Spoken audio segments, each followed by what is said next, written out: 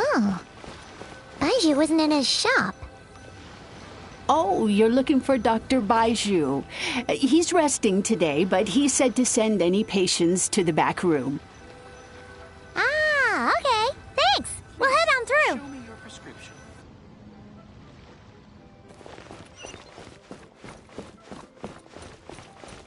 Oh, so many medicines.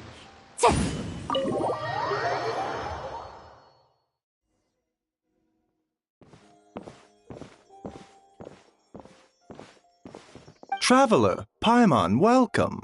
What can I do for you? It's the Traveler. He looks absolutely beat these days. He has these huge dark circles around his eyes, like he hasn't slept a wink. And he keeps spacing out.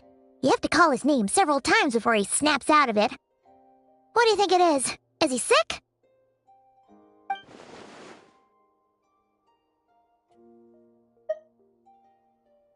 Very peculiar. In all the time we've been acquainted, this is the first time you've come to me with a health complaint. Come, let me take a look at you.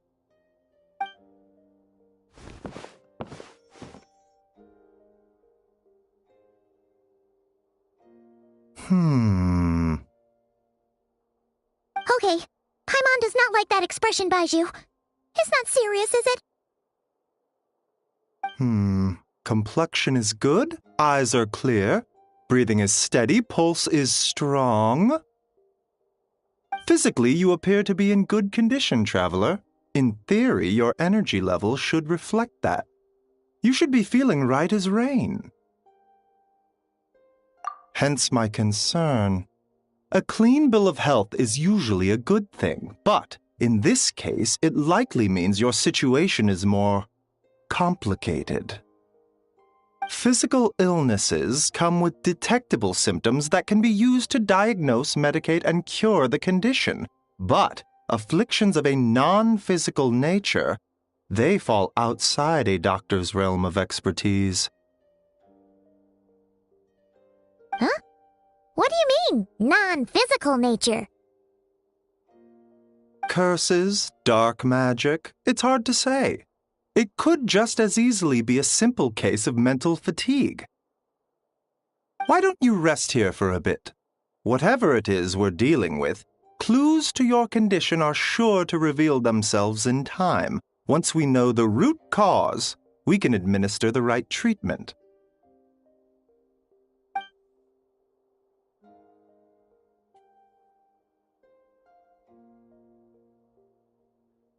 In the meantime, Changsheng and I will review the relevant literature for afflictions that present with mental fatigue.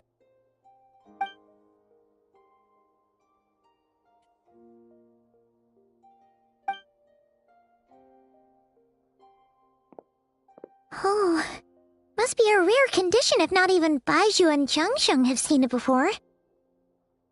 Well, all we can do is take their advice. You look like you're about to collapse anyway. Just get some rest. Paimon will be right here by your side. Fingers crossed you'll be all better when you wake up.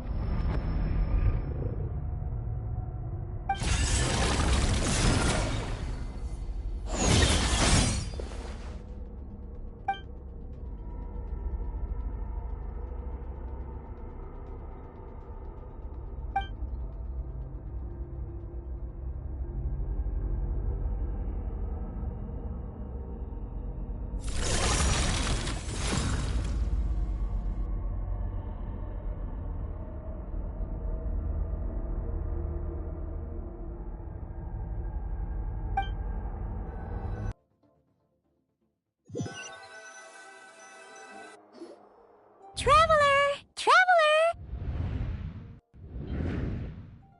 Rise and shine! Time to wake up!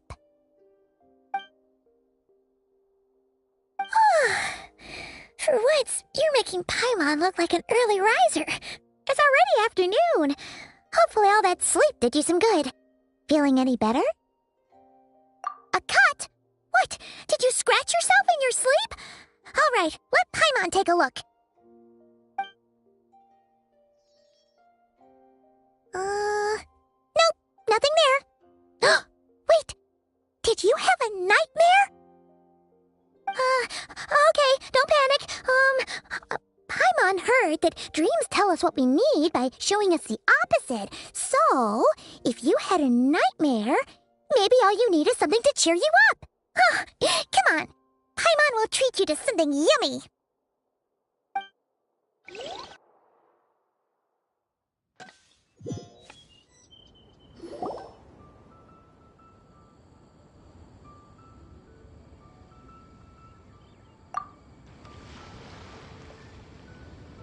What? So, in this dream, you were trapped in a weird place with thick fog everywhere, and then a spike came out of nowhere and stabbed you in the back? Oh. Okay, well, that's a new one. Are you sure it was a dream? 'Cause from the way you describe it, it sounds like you were really there. But then again, you woke up right where you went to bed. And you were definitely in a deep sleep this morning. Then, it's decided. Paimon will stay up and watch over you tonight. If anyone tries to mess with you, Paimon will beat him up. Or, wake you up first and then we can beat him up together.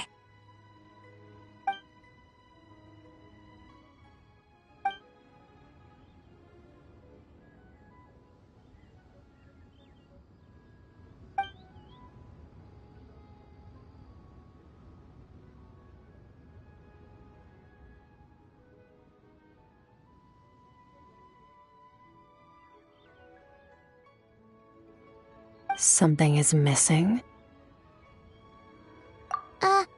Did you just say something? The flesh remains whole, but the soul is incomplete. Left unresolved, the mind will wither away along with it. Ah! What the? Wait! Paimon remembers you! Your child's master! Orc? Right! What are you doing here? The last time we saw you was at the Primordial Sea in Fontaine, right? But then we left and never learned where you went after that. Child's been looking everywhere for you, by the way. Or what brings you to Wanmin Restaurant of all places? You came here looking for us? And were you the one behind that hocus pocus just now? Tell me, what is it that you saw? Tight-lipped, huh? I suppose that's fair. You. I'll take a glass of wine. Oh, of course. Coming right up. We make this one in-house. It's not too strong. Enjoy. Chef Mao, I'll take a grilled tigerfish over here. Coming right up. Ah, if I knew we'd be this busy, I wouldn't have approved Shenhe's vacation. At the end of the day, what happens to you is of little consequence to me. I'm not here to try and win you over. Trust me or not, the choice is yours. If you want my help, now's the time to speak up. You have until I finish my drink. I was investigating an abyssal disturbance in the area and happened to notice you. Part of your soul is damaged, and the wound bears traces of abyssal corrosion. Need I say more? Neither of those things sound good.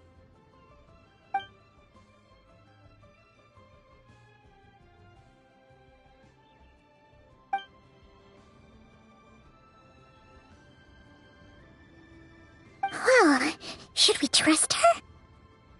She mentioned an abyssal disturbance. Maybe that has something to do with what's going on with you, but we could always find a different expert on the abyss to help us out. Yeah, and that thing she said about your soul being damaged is scaring, Paimon. Definitely something we should fix sooner rather than later. Skirk's an interesting one, that's for sure. But from what Childs told us, she doesn't seem evil, at least. 1, 2, 7, 10. That'll do. Well, have you made up your mind?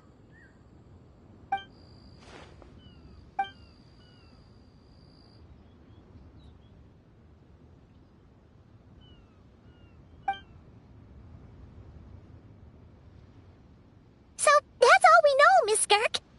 Ma'am, can you help us? So, you couldn't disperse the fog. I understand. Come find me in the Guili Plains when you're done here. Oh, and I left cash for the drink on the table. Settle the bill for me, will you? Oh, okay. Huh? She disappeared!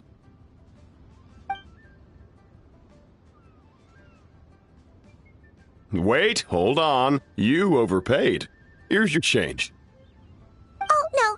This includes the drink, so it should be the right amount. I didn't think you two ordered a drink. We didn't. It was that lady who came and sat with us, remember? You brought it out to her yourself. You sure? I could have sworn there were only 2 of you at that table. What? What'd you put in their dish, Chef Mao? Some kind of hallucinogenic mushroom? You got them seeing things. Seeing things? Wait, so neither of you noticed her? Young lady? About this tall? Wearing a purple dress? She ordered a glass of wine! Oh, now you mention it, that vaguely rings a bell. And it looks like I did open the wine jar, so it must have just slipped my mind. In any case, that settles your bill. Come again soon.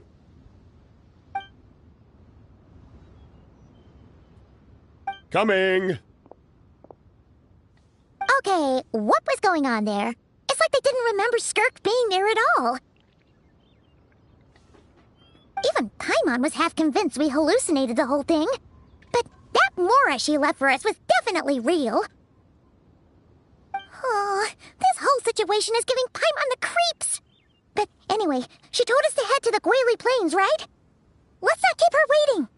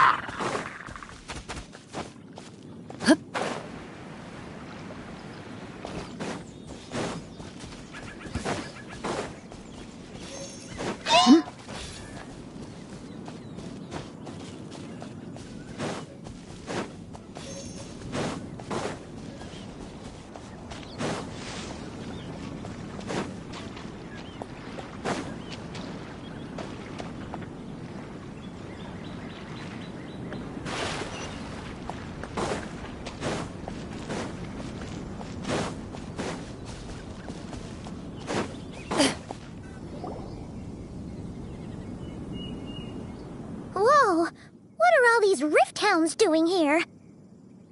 Huh. Looks like they're collecting something. Huh. Let's go check it out.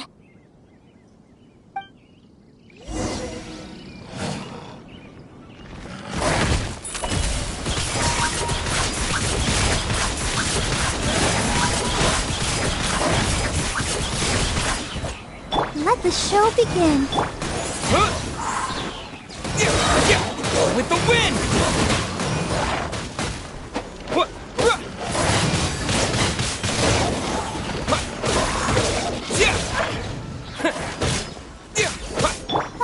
La la la la. Wind blade!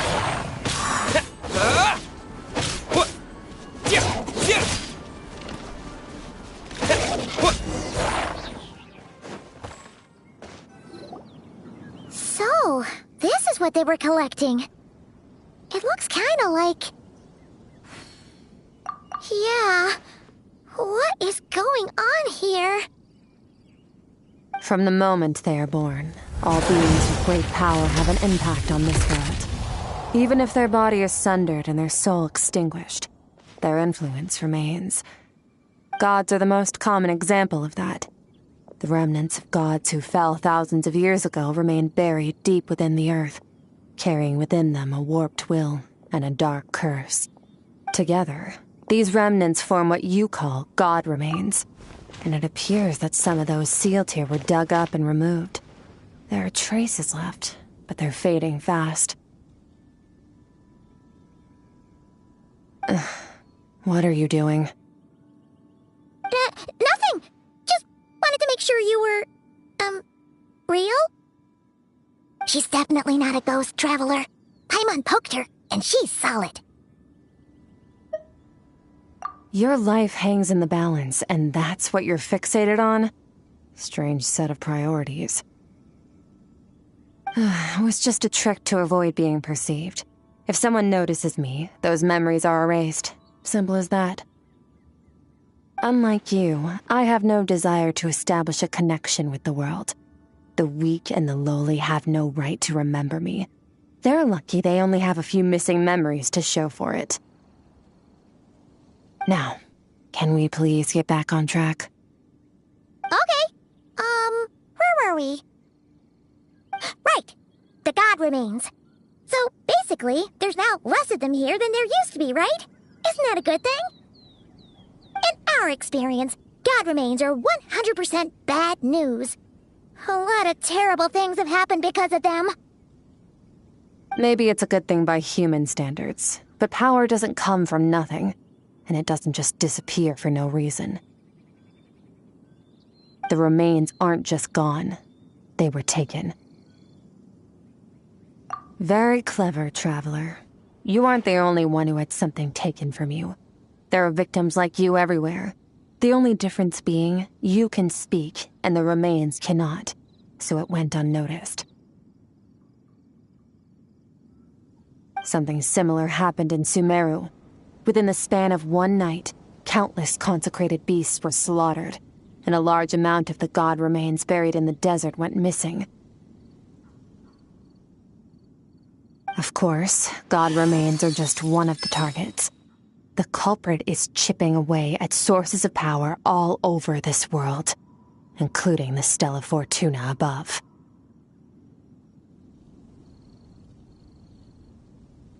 Wait, you mean... the stars?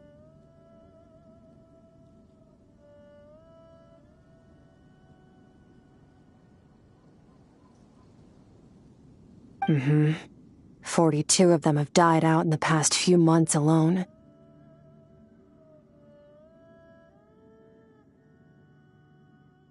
In Conria, people believed that powerful individuals have corresponding Stella Fortuna. Even should that individual fall, their Stella Fortuna would not disappear, but gradually evolve into a new constellation.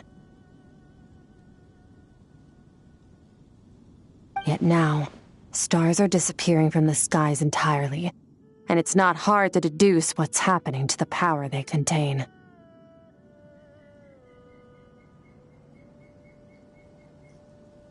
Something has been leeching power from this world like a parasite steals nutrients from a host. And now, it's no longer satisfied with the remains of the dead. It wants you.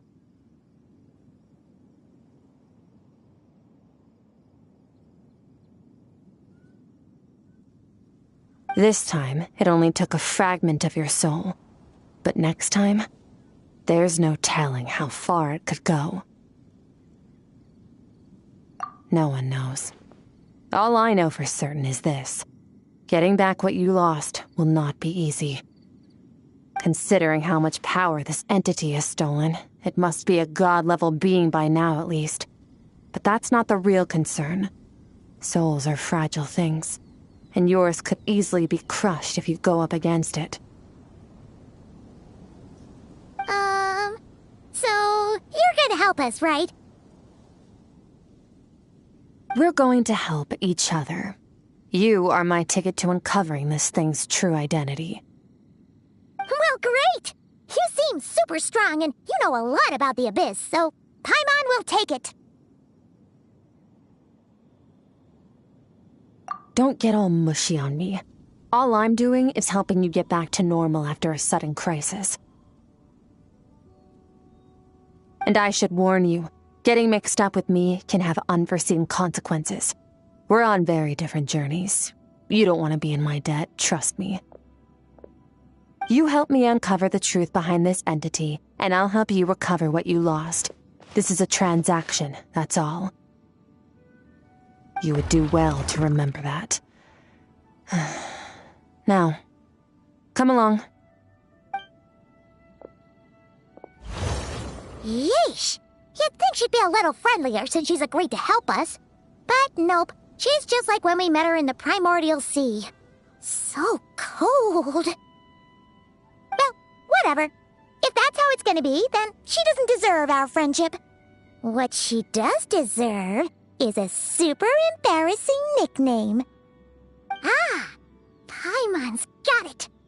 Frosty the Lavender Melon. Serves that ice queen right.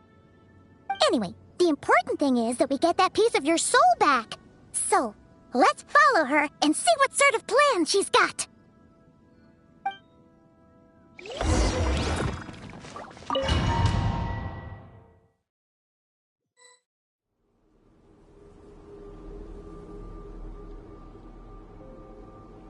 Whoa! This place is way bigger than Paimon expected. Where are we? This is where I live. I suppose it's the closest thing I have to a home here.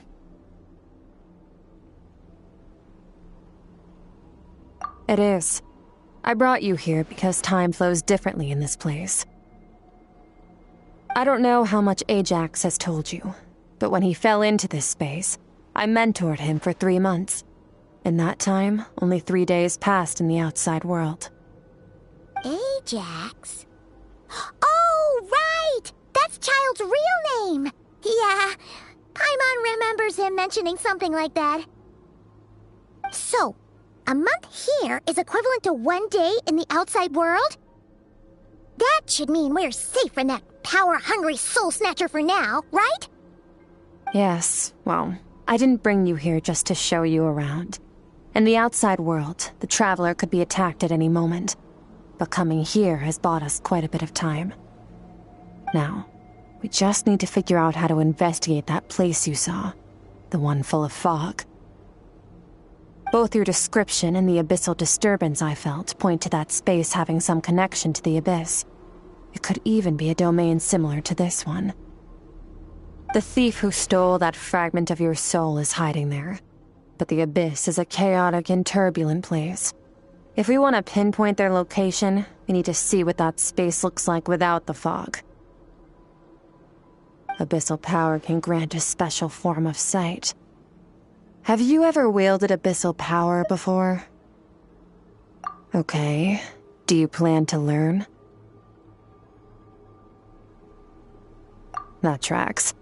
All the information you have suggests the Abyss is something sinister, and that abyssal power is a wild and dangerous force that always spells disaster. And you're saying that's not true? Depends on your perspective. Floods and hurricanes take countless lives too. But if one day you gain the power to control them, what was once a calamity is now just another tool in your arsenal. I'll respect your opinion, though. Just means we have to turn to the second best option. A little abyss crystal that contains my power. Wear it on your head, and we'll be able to perform dream mirroring when we fall asleep. Dream mirroring? It means experiencing whatever the other person is dreaming. Everything they see, think, and feel. Since you haven't studied the art of using abyssal power, and have no plans to jump in the deep end right now, I'll have to do the investigating for you. With dream mirroring, every time you slip into a deep sleep, I'll see with my own eyes whatever scene plays out in your mind. Then, I can guide you through the dream environment, and we'll take back what was stolen from you. Huh. You make it sound so simple. Tough to say. This is an unprecedented situation for both of us. Even assuming we do manage to find where this entity is hiding, like I said, getting your soul fragment back won't be easy. To play it safe, I need to give you some special training first. Wait, you're gonna teach him some of your martial arts? Does that mean the next time we see Child, we have to treat him like our senior?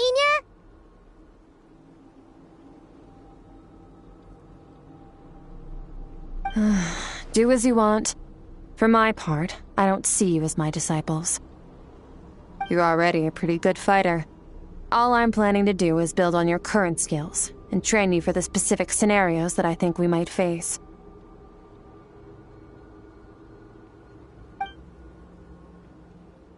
But that's enough talk. If you're ready to do this, then come with me. Time might be more lenient here, but that's no excuse to waste it.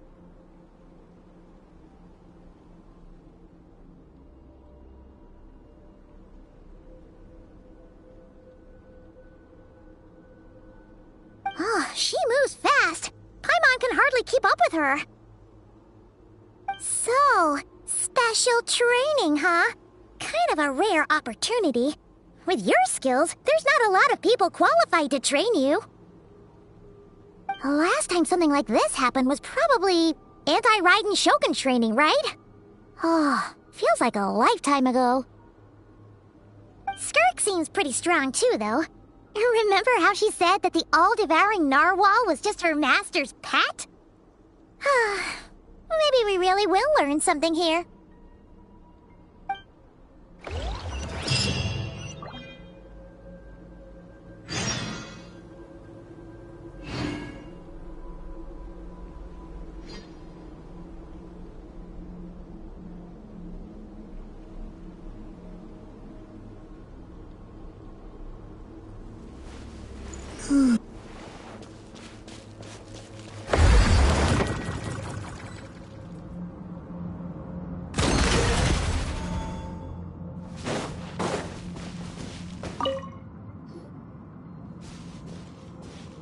Ready? Bring it on! Your training will be split into 3 stages. Testing your blade work, elemental abilities, and reasoning skills. We'll start with blade work. You're no rookie in this area, so I won't bore you with the basics. During your long journey, you've no doubt sparred with a lot of talented sword fighters. Consciously or not, you'll have picked up all kinds of techniques from them. You bet! There's Kaya, Master Jean, Kuching. Oh, and Kazuha, Ayaka. Yeah, we've met sword masters like you in every nation we've been through. You sparred with a bunch of them too, right? Nice to know it's all gonna come in handy now. Don't get too smug. In sword fighting, techniques alone are not enough. You need a cohesive system to bring it all together. A style or school of fighting. To use the human body as an analogy, your style is your skeleton, the foundation, the framework. Techniques are the muscles and other flesh attached to the bones. This is where your strength comes from.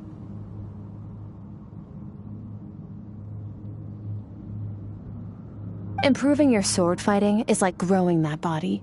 If your frame got bigger and taller, but you didn't add any muscle mass, you'd be weak and flimsy. Then again, if you packed on pounds of flesh without a big enough frame to support it, you'd end up bloated and unwieldy.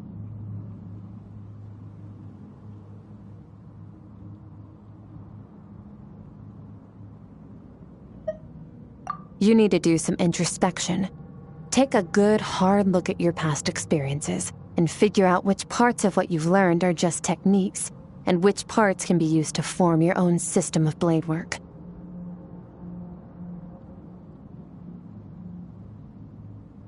Only then will you get the full utility out of all your thoughts and observations along the way. Only then will every strike you deliver make perfect sense. Wait, is that it?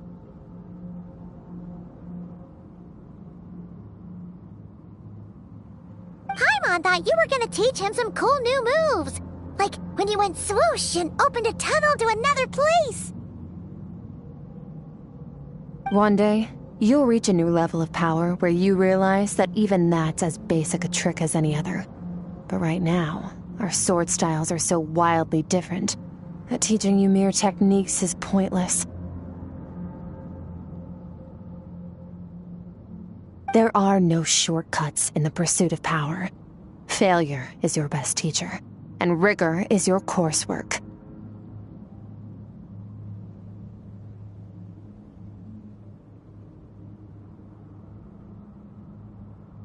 That's all I have to say. Time to make a start. Train until you're satisfied with yourself.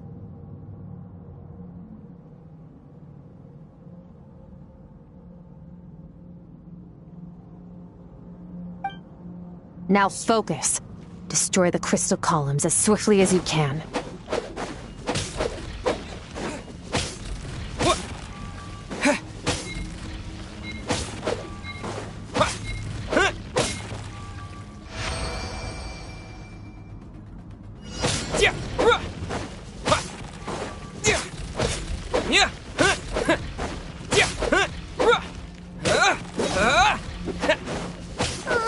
This is making Paimon's head spin.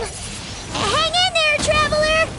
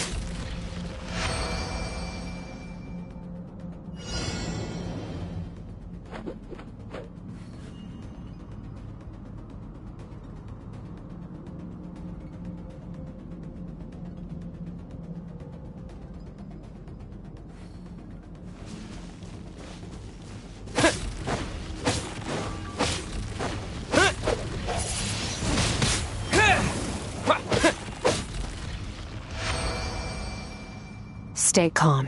Use your head. You have to keep it together.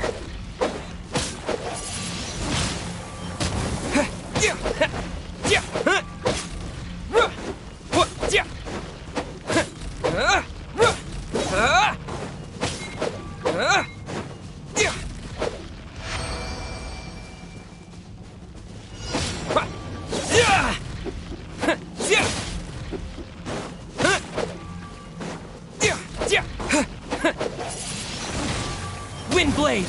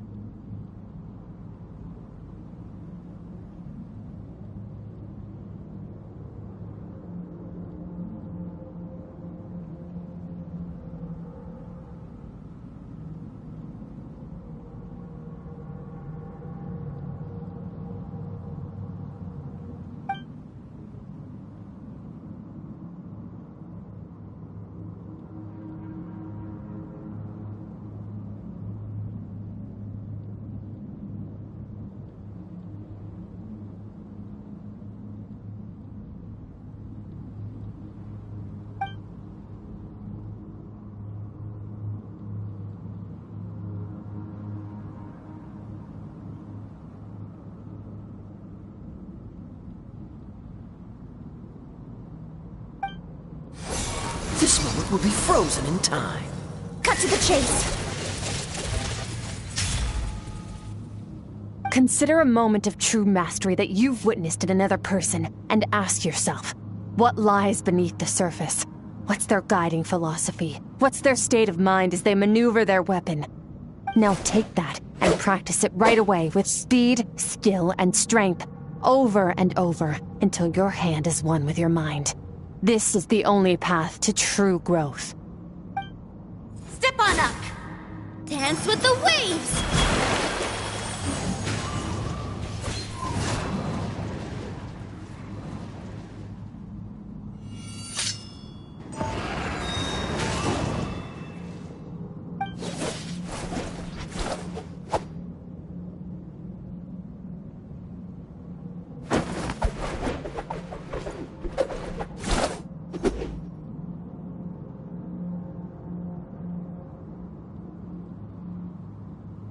If you start to tire, empty your mind, but do not stop.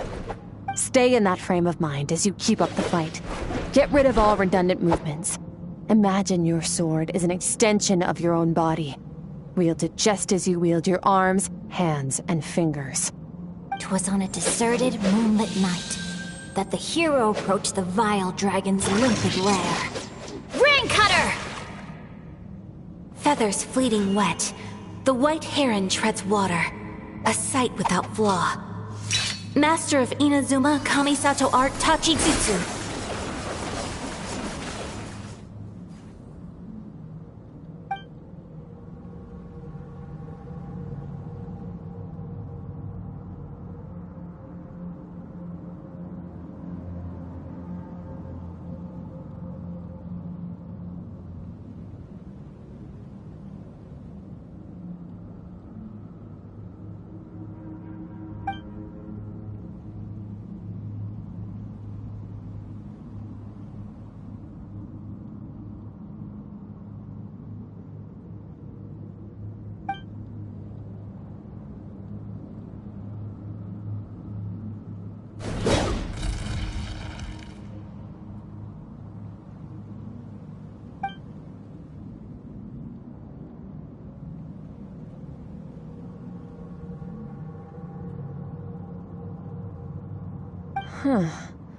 Looks like you've made some real progress.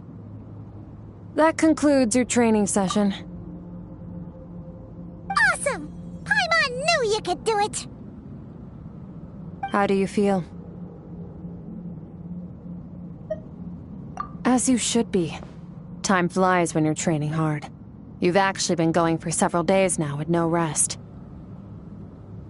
Yeah, meanwhile Paimon's had a whole bunch of naps. But you were so focused, she didn't want to interrupt you. Go get some sleep. I'll be doing the same very soon. Let's hope you see that foggy place in your dream, so I can get this investigation over and done with.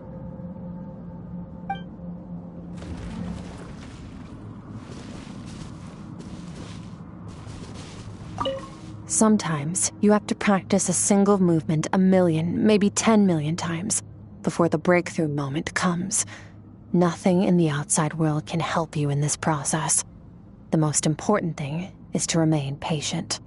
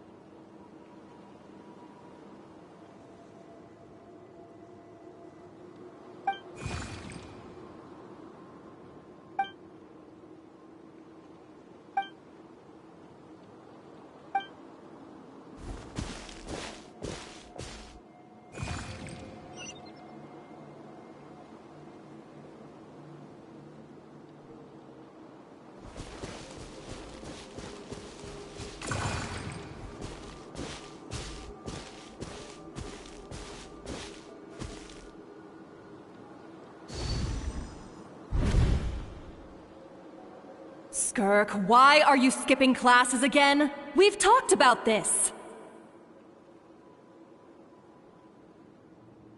'Cause he's a crabby old man, and he's a boring old man. I don't like going to his classes.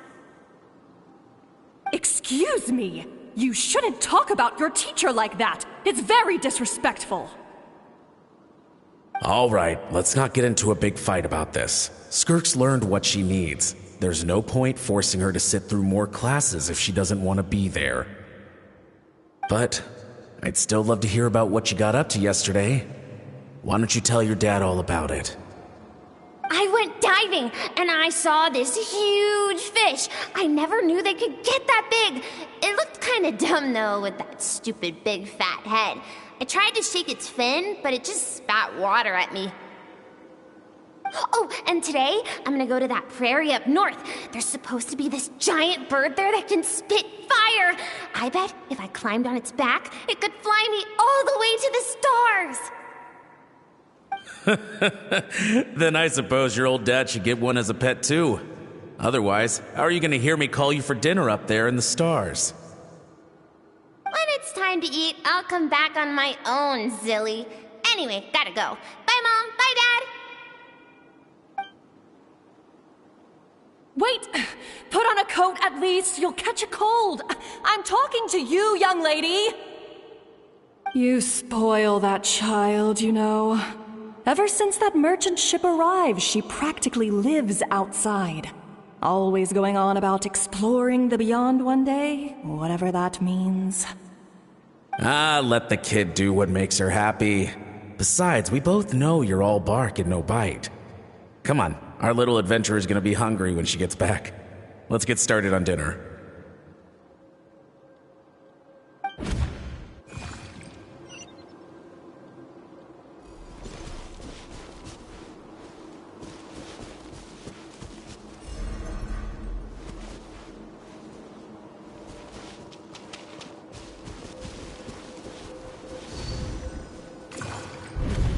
The stars shimmer high above.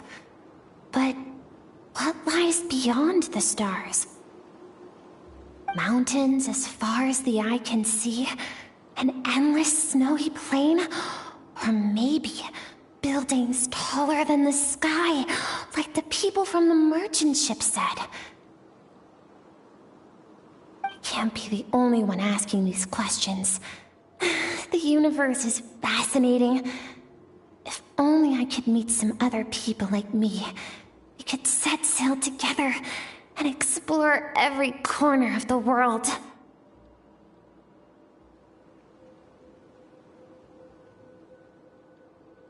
I'm sick of being a kid. There's so many amazing things out there, and I'm ready to see them all.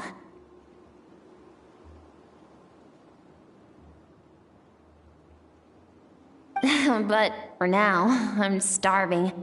Better get back.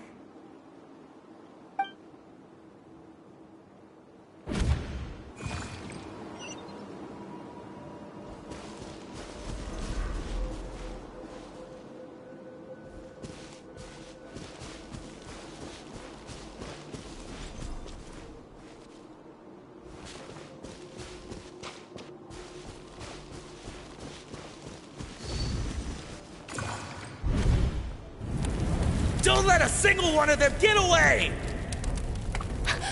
No, please, spare the children! Stay back! They're coming! Run! Help! Eliminate the threat. Take them down! Don't be scared. Help! This way! We'll never make it! Fire. There's fire everywhere. What happened? I told you we shouldn't have trusted these outsiders!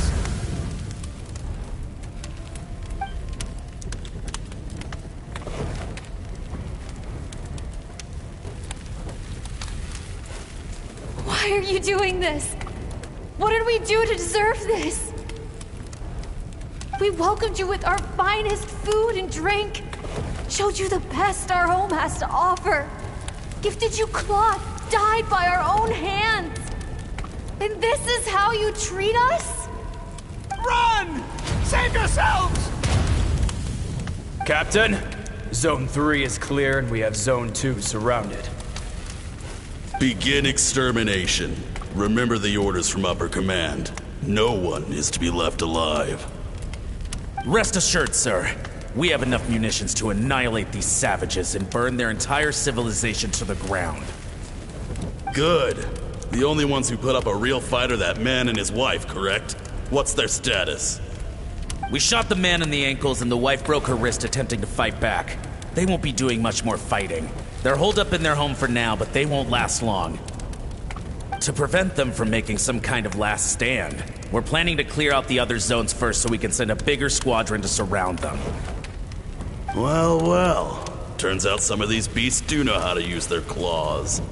Now the threat these savages pose will be undeniable. Let them cling to what's left of their lives for a little longer. Once the other zones are cleared, I'll cut off their heads myself.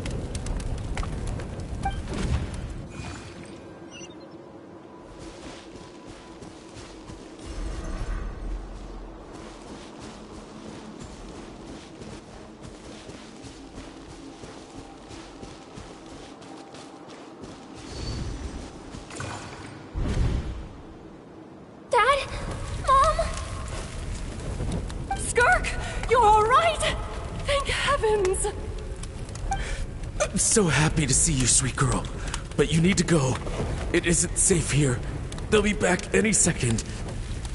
What happened? You're bleeding a lot. Dad?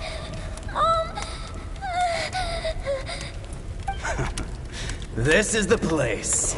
Alert all units. Prepare to surround. Run, Skirk!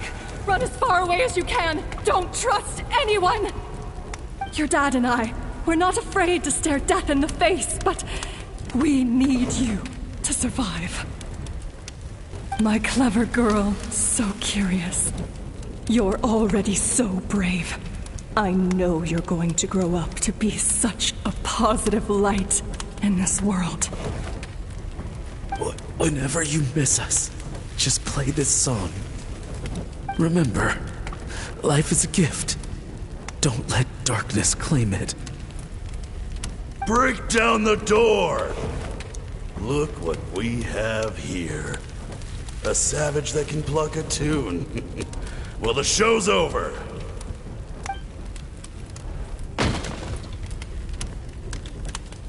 You!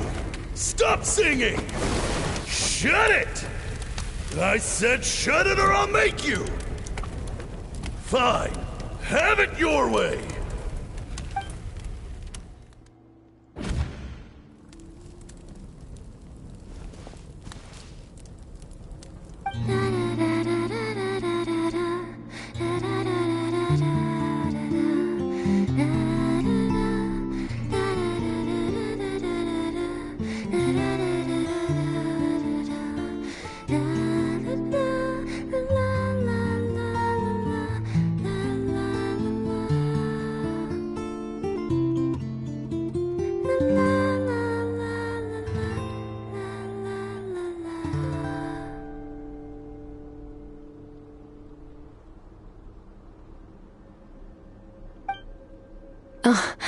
You're awake?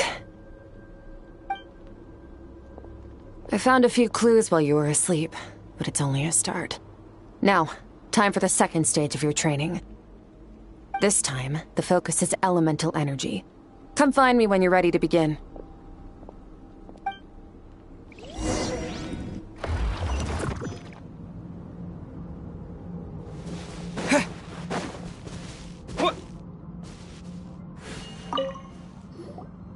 Man, staying in the abyss feels so surreal, don't you think? No day and no night. It's like time hardly exists.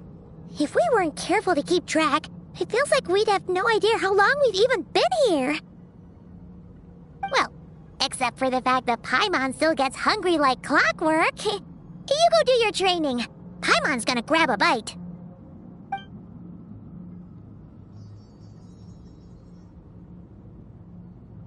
The way I see it, the pursuit of power is divided into 3 stages.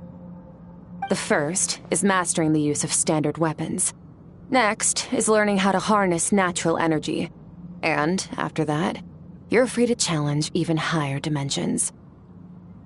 The natural energy of Teyvat is, of course, elemental energy. But that's not my area of expertise. I draw from a different source of power. Abyssal power, yes. Also known as the power of the Void Realm. My master, Sertologi, is a true expert in that area. After all, he was one of the group of 5 that infamously stole the all-encompassing power of the Abyss, an act for which the people of Conria gave them the epithet, the 5 Sinners. The elemental energy of Teyvat, on the other hand, is derived from the power of the Light Realm. These 2 forms of energy exist in direct opposition to each other. Suffice to say, there's not much I can teach you this time.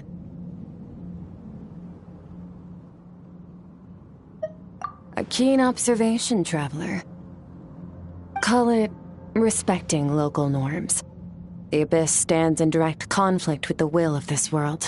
So, to make my life easier, I disguise my power to make it appear cryo-like in nature. It's a technique I learned from some Conrian ruins, known as the 7 Shifting Serpent. If you ever change your mind about delving into abyssal power, I can teach it to you. So I've heard. You seem to have a knack for removing abyssal power. But is purification really what's going on there? Like I said, power does not simply disappear. Just thinking out loud. Let's focus on your elemental training. That's what's gonna help us if the situation gets tricky. True growth comes from adversity, but only if you make the choice to pick yourself up again every time you fall. So, it's time to push yourself to the limit, and then keep pushing. This is the only way to advance at pace. Use the power of Animo to clear the field as fast as you can.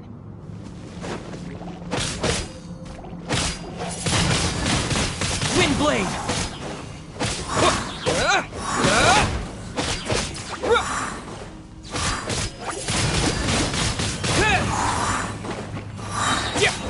Disappear!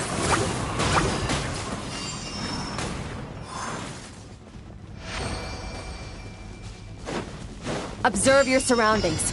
Look for things you can use to tilt the scales of success in your favor.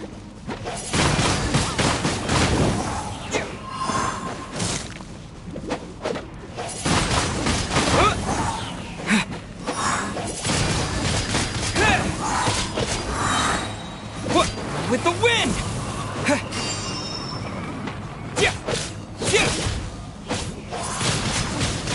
Windblade!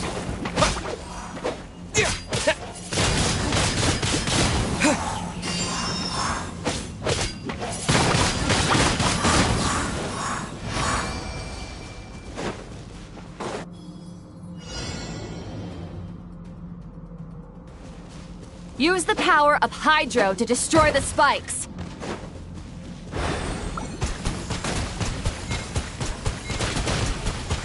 Water jet! Faster. Don't give them a chance to strike you. You need to be quicker than you were in your dream. You can't afford another injury like that.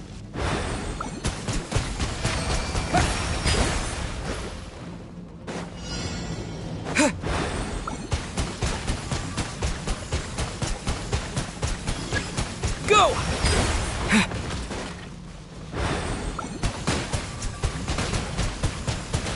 Go! Water jet!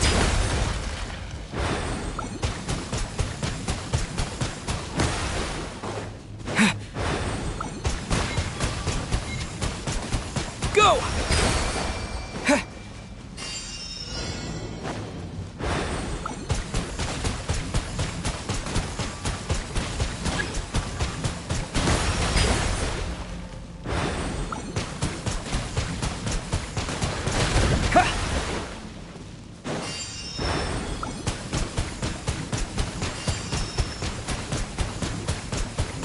Water jet!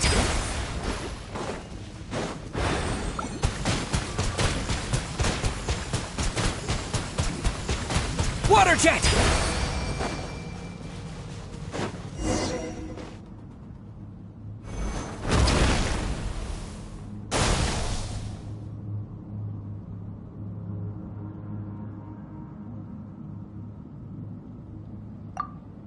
You need to understand what makes you special.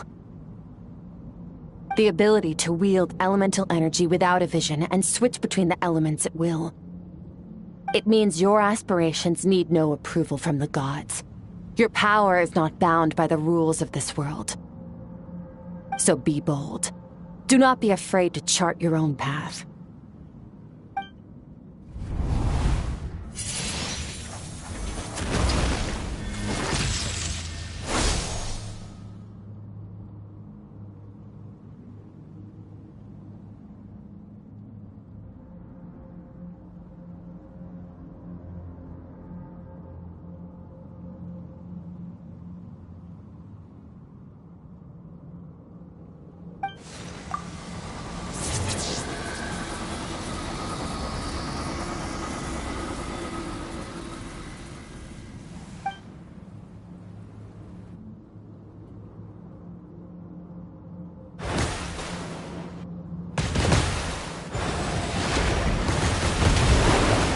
Very good. It seems you've reached a deeper level of connection with the elements. Long enough for you to lose yourself in your training, which is a good sign. Relentless practice with the elements has drained all your strength, but it's also what allowed you to make progress. Get some rest. When you wake up, we'll proceed to the final stage of your training.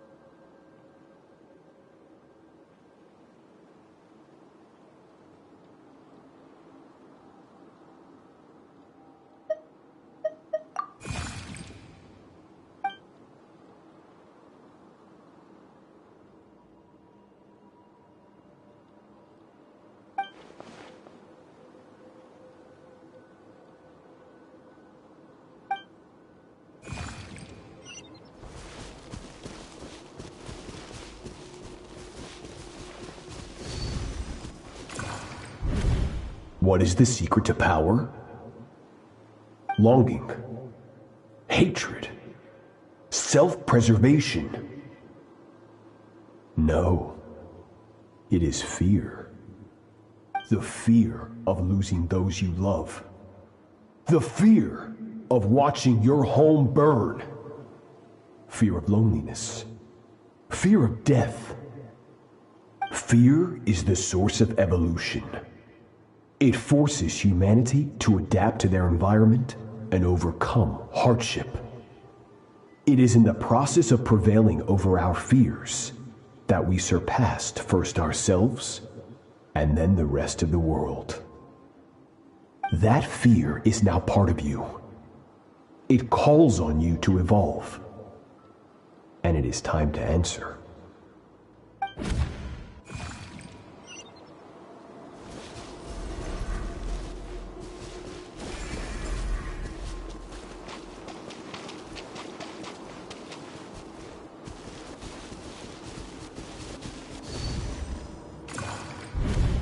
Any minute spent missing home is a minute wasted.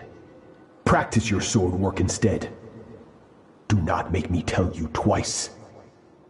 But, Master, I can barely lift the sword anymore. If I keep going, I feel like my wrist is going to break. So it has not broken yet.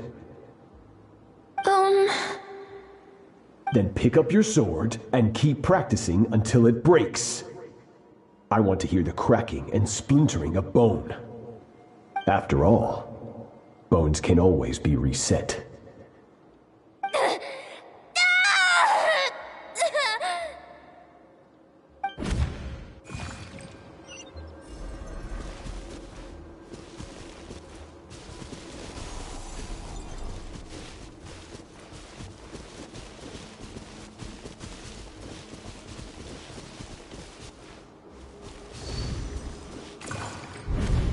Good, Skirk.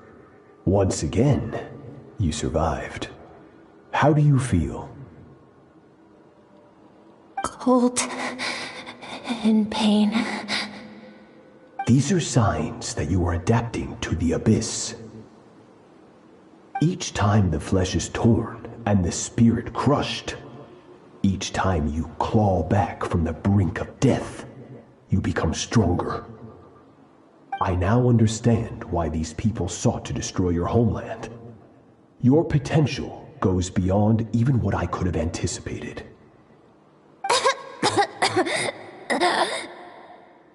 But you still have much to learn in your pursuit of strength. Your mind is rife with distractions. From now on, I shall show no mercy in your training. You must learn to shut out all the pointless emotion, crush the self that makes you weak, and become master over your physical form. Get up, Skirk. Wipe the blood off your face. Cut away the rotten parts of your flesh, and mend what is broken. Then take up your sword.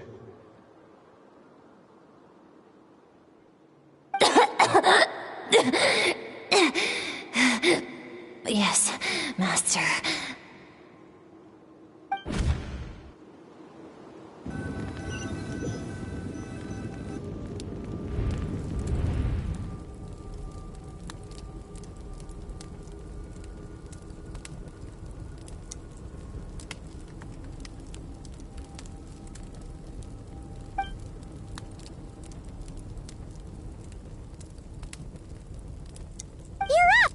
Hopefully you got some good rest. Skirk said to tell you that she's ready to start the final stage of your training whenever you are. So, want to head over now? Or did you want to wait a little?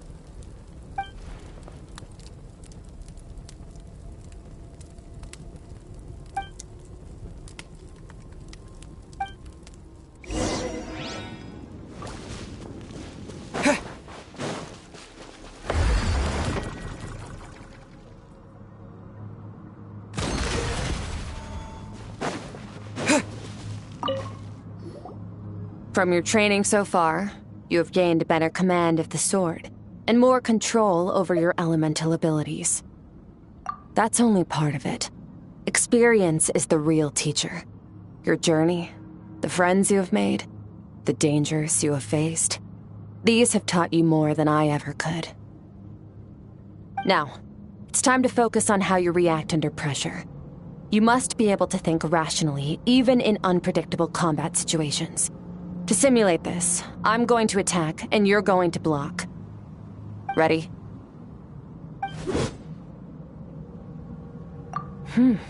Not bad. That defensive stance looks near unbreakable. Just like your sister. That reminds me. You still don't know what happened to her, do you?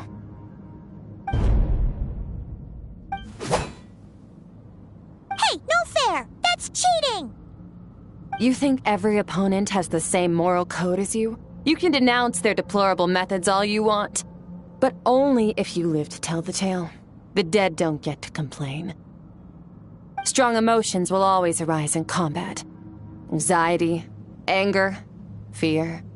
But a true warrior is never at their whim. Only when you are free from the influence of emotion can you make the right choice, no matter the situation. How amusing. Almost sounds like you think you know me. But you don't. You can choose your own path. We are not the same. Let's begin. Try to use reason over emotion. Make the most rational and advantageous decision in any given moment. This is your final training session. Look alive. Same drill as before, but this time I'm going to interfere. Hold your focus.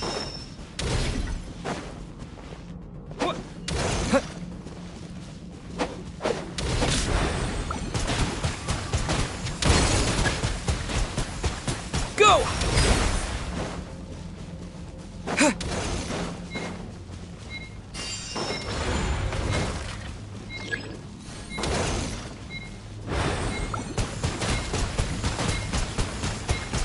Go!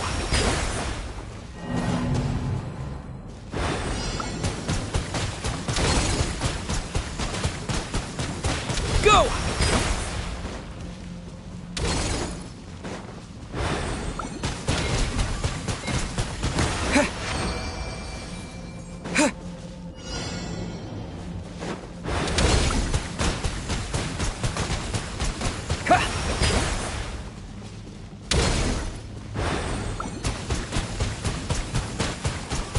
Go!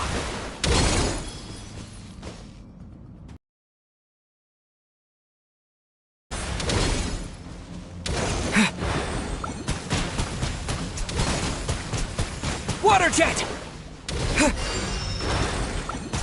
Go!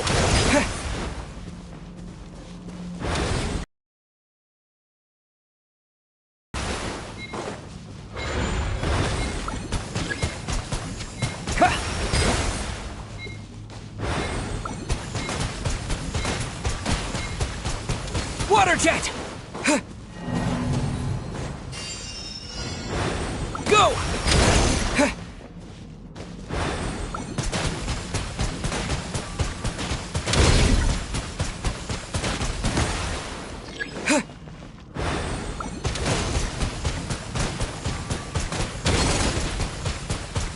Go!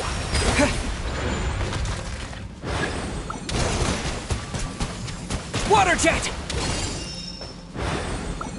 Water jet!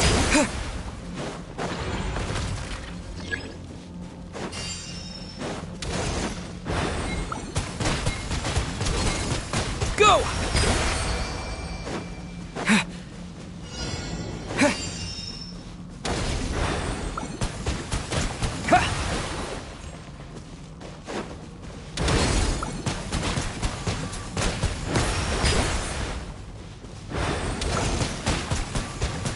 Water jet! Go!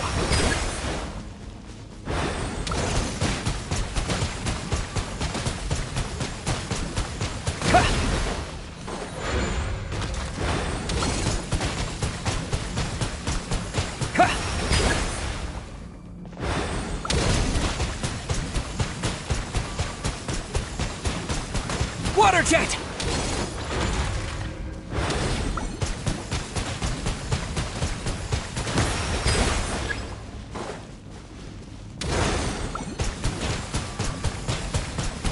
Water jet!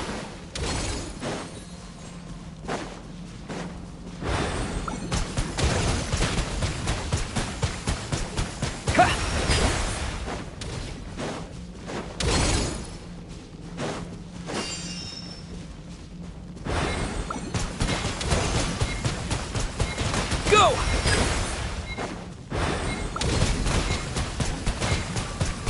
What? Not bad. Better than I expected.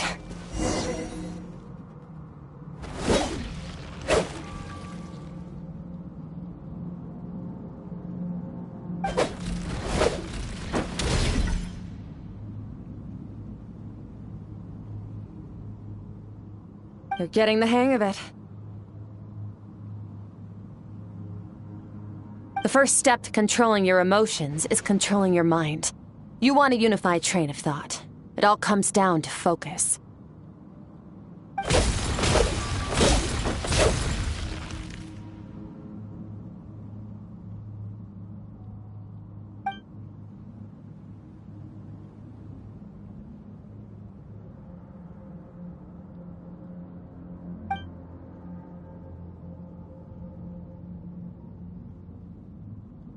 Your mind is rife with distractions. From now on, I shall show no mercy in your training. You must learn to shut out all the pointless emotion, crush the self that makes you weak, and become master over your physical form.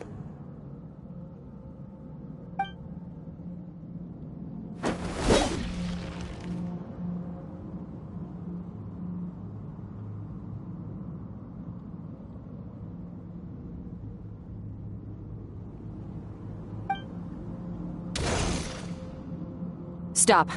Let's pause here. One look, and I can tell your mind has wandered. That's to be expected. There's a limit to how long a human being can concentrate on one thing. Staying calm and focused sounds simple in theory, but in practice, it's more demanding than sword work or elemental abilities.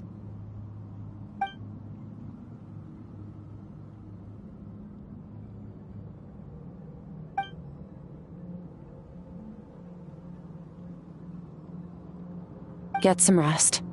No point training further if you're already dead on your feet. Like I said at the beginning, the only goal of this training is for you to reach a point that you're satisfied with. You managed to push past your limits, which is a good start. You can be proud of that and sleep well knowing that you've earned it.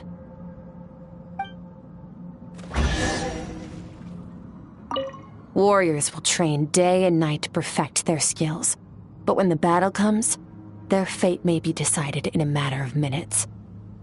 One mistake, one moment of hesitation, and just like that, all their blood, sweat, and tears were for nothing. You need to push yourself to perfection, or you might not even live to regret it.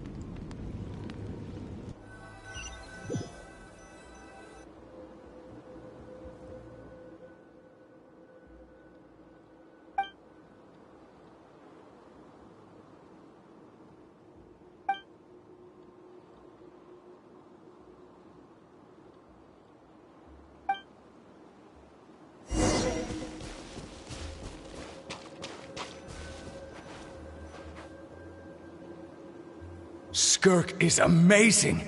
She faced down that terrifying giant and cut its head clean off.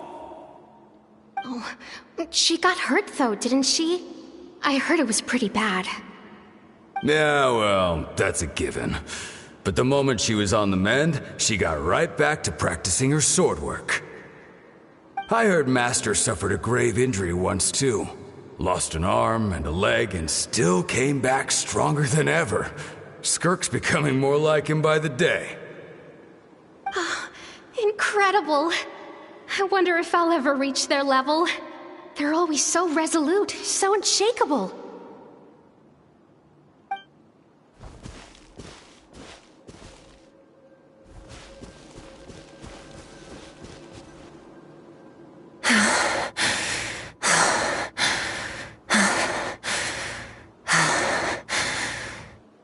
Pathetic. You're not even trying. You're so much weaker than you think. Skirk, have you become a positive light in this world?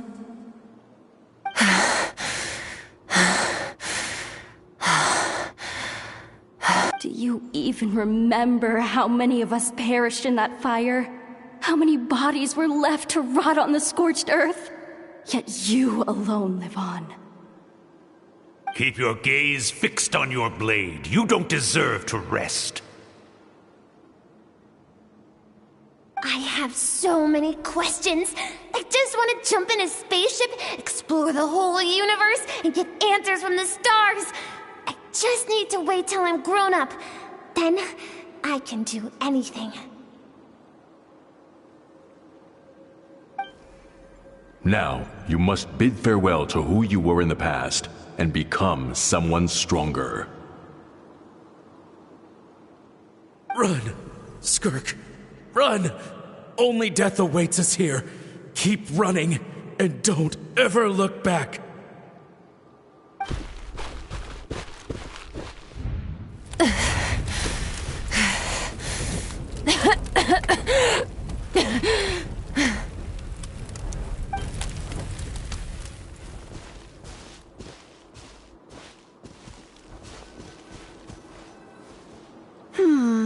Let's see here. First things first, you need a new identity. Going around telling people you're from somewhere beyond the stars won't do, now will it? How about saying you hail from beneath the earth instead? As the Conrian saying goes, venturing out into the universe and down into the abyss are the same in that both are braving the dark unknown. Well, I'm a visitor on this planet, so I'll follow the rules. Ah, splendid. That saves me quite a bit of trouble. Let me offer you a piece of advice in return, although it might not be what you want to hear. I know the pursuit of strength is important to you, but taking a moment for yourself every once in a while is never a bad idea. Ignore her existence for too long, and there will come a day when you can no longer hear her voice.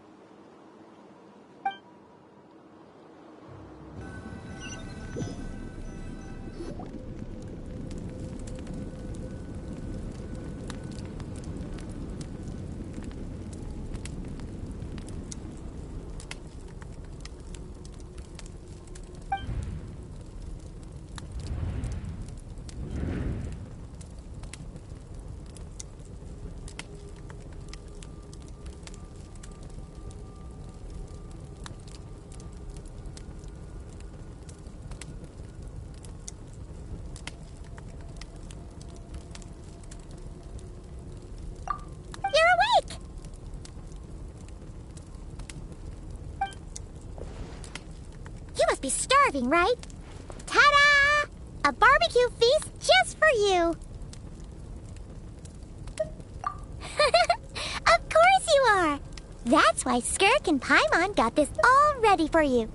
Dig in, before it gets cold. Ah, well, if you're around someone long enough, it's bound to happen. Plus, Skirk can cook.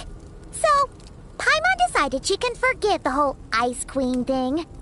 Paimon's not one to hold a grudge. Here's an idea. Let's save the chit-chat until after the meal.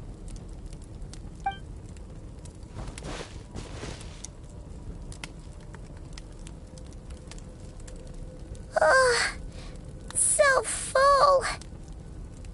Okay, it's Paimon's turn to sleep now. Wake her up when it's time to go.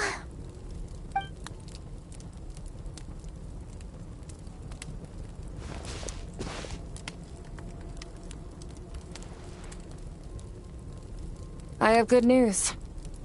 First, your training is complete. You have what it takes to wield immense power. Now it's just a matter of putting it into practice. Continue to learn from your journey and hone your skills against formidable opponents. Second, I've located the culprit we've been searching for. Next, we just need to retrieve the missing part of your soul, and our business will be concluded.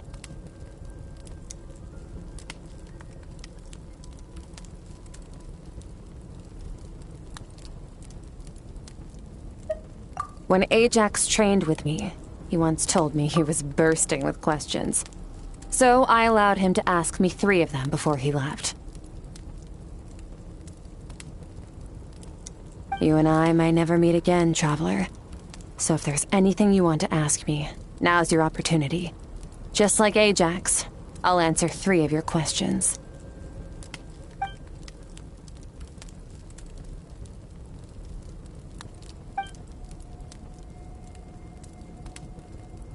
Okay, not the angle I was expecting. What makes you ask that?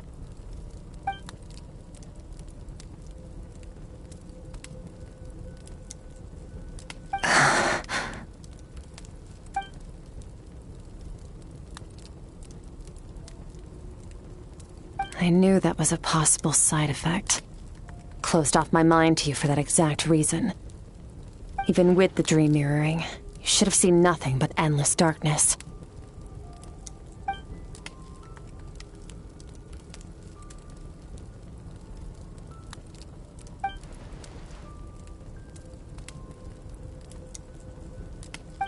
Whatever. Must have been a flaw in my execution. I shouldn't be too surprised.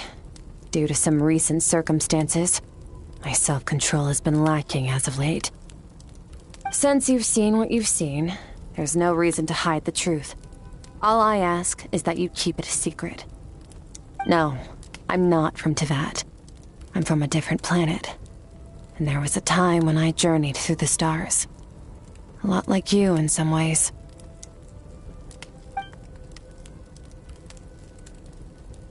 No, we're different in that respect. You're influencing the fate of this world. But me, I'm just passing through. Several hundred years ago, my master, Sotologi, opened the border between worlds and sent me here. But this is not my home. And one day, I'll return to the vast unknown of space. So, there you have it. On to your second question.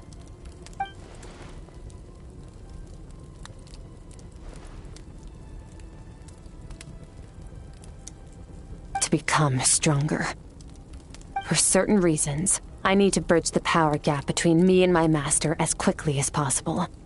But first, I need to understand the source of his strength. To do that, I need to follow in his footsteps, walk the path he once walked, and somewhere along the way, I'll find out how to defeat him. That is my sole focus and purpose. Okay. You have one question remaining.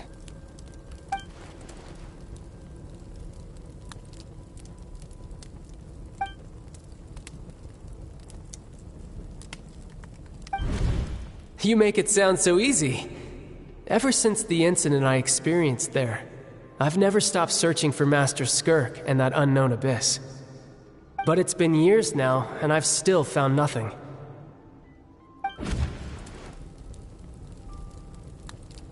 Well, your last question?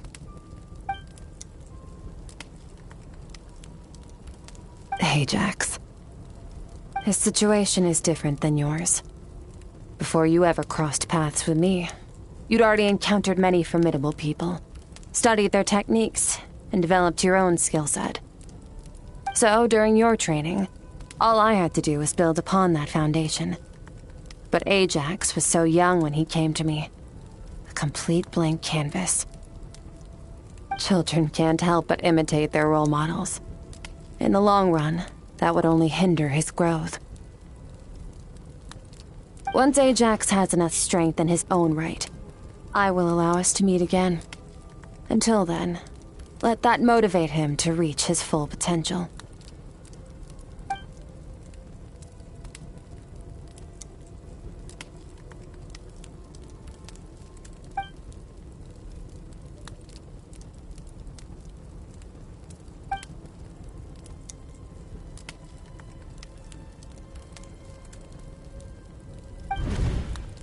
Unlike you, I have no desire to establish a connection with the world. The weak and the lowly have no right to remember me. They're lucky they only have a few missing memories to show for it.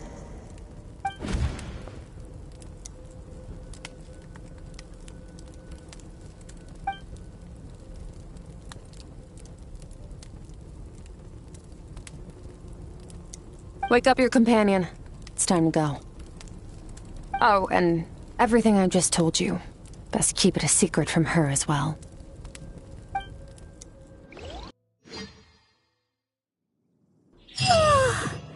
Time to go.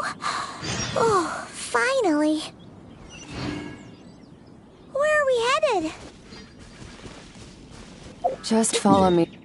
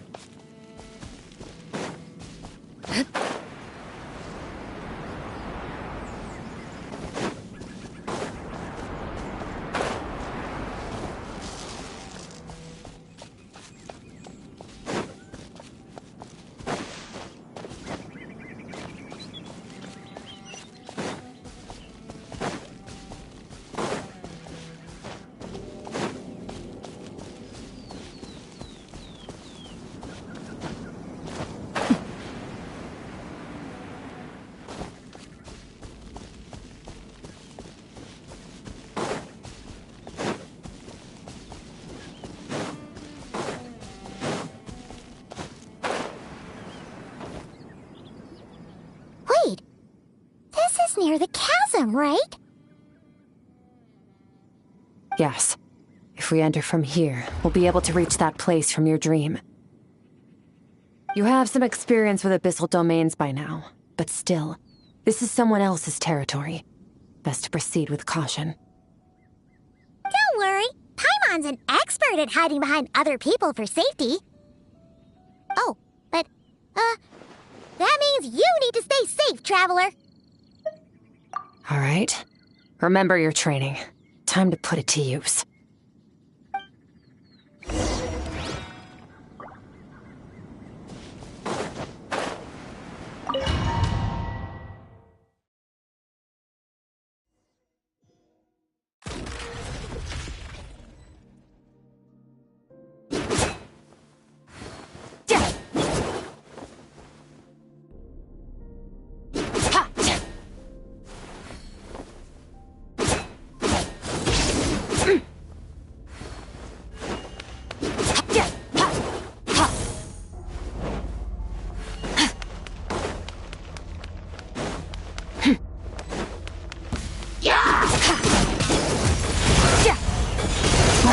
Mine to wield.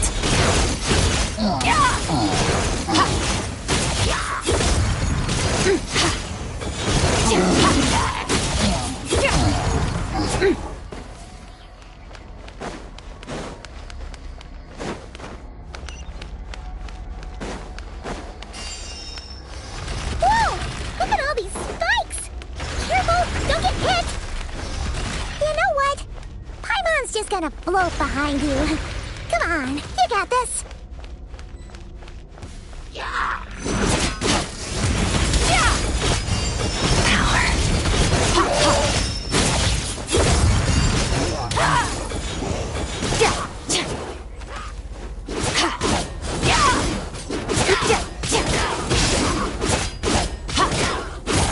Hey, what are you two doing here?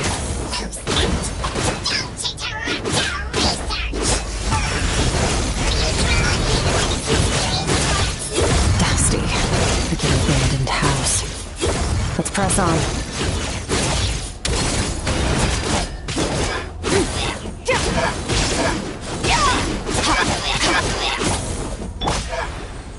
Go!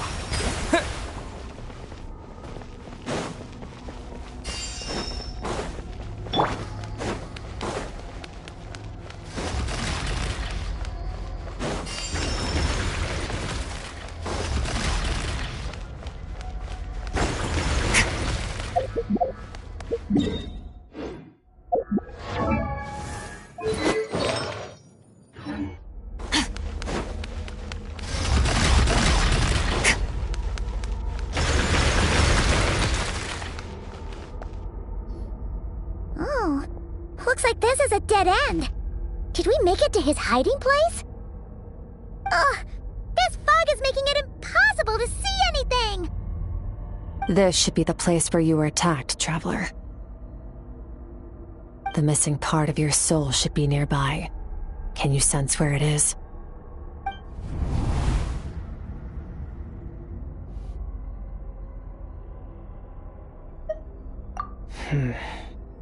Our opponent must have covered his tracks just in case. Otherwise, you should have sensed it much more strongly. Hold on! Look! The spikes are back! Stay calm. Let's hold back a little. Give our enemy some wiggle room so we can see what we're dealing with. If you're too reckless, we might be playing right into his hands. Our enemy took part of your soul for a reason. It's likely he integrated it into his attack somehow. If we're smart about this, we can track it down.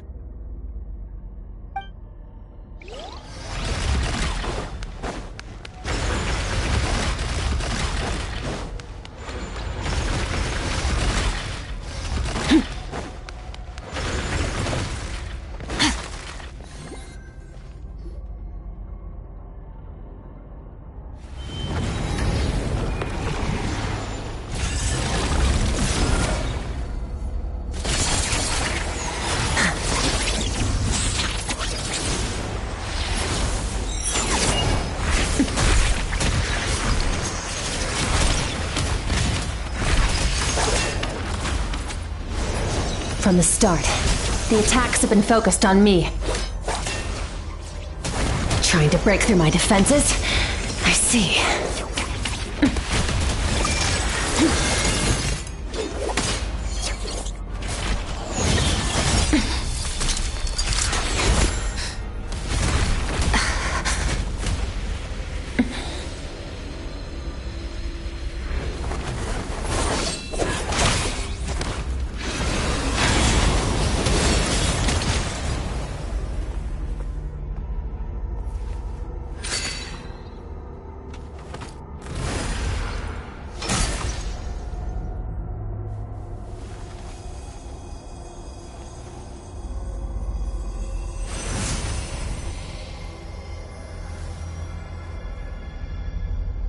There. I got it back. Traveler! Skirk! What happened? It looked like Skirk just got... In the Guili Plains, you asked me why this enemy chose you as his target. Now, the answer is clear. It's not just the fact that your strength is impressive. It's also because of your ability to, as you put it, purify abyssal power. Whatever that actually means. The fact is, that ability allowed him to do something that should have been completely impossible. Namely, break through my defenses and steal my power. No, he couldn't have known I'd come to his domain.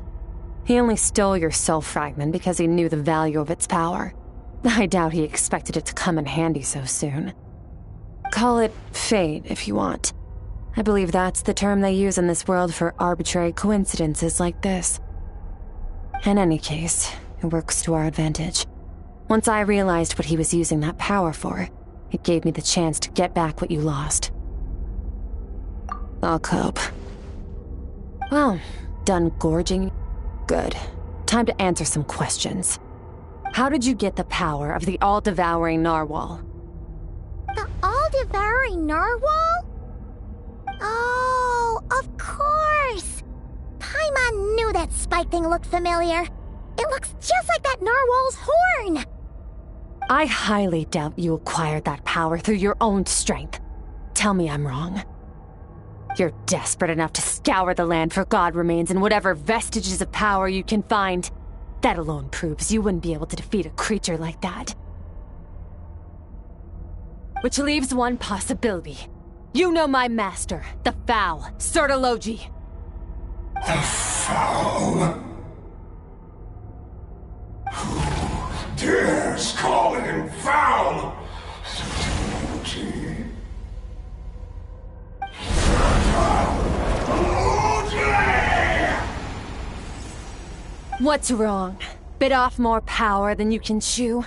You're struggling to hold a basic conversation. Just a little longer. I'm still...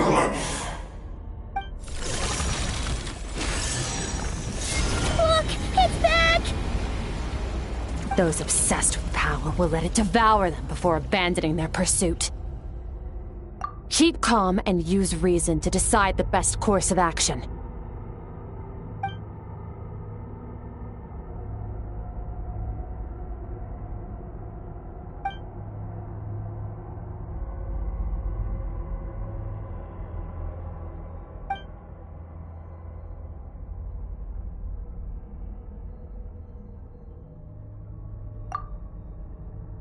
Wise decision.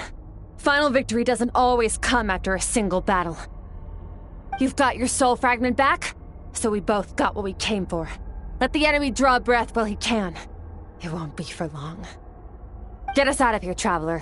You'll need to lead the way this time.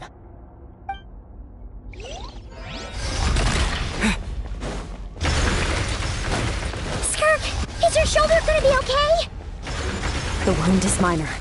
It'll heal in no time. You should focus on getting out of here alive instead. Uh-oh! Falling spikes! Run!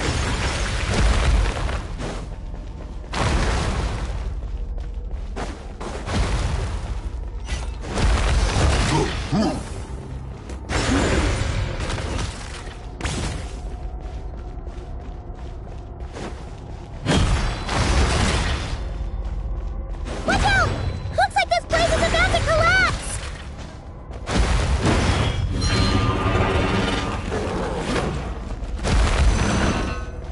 So, this guy's power has something to do with the all-devouring narwhal. Did you know that all along, Skirk? I had my suspicions. That's why I decided to investigate in the first place. But suspicions only get you so far. I needed to verify it for myself.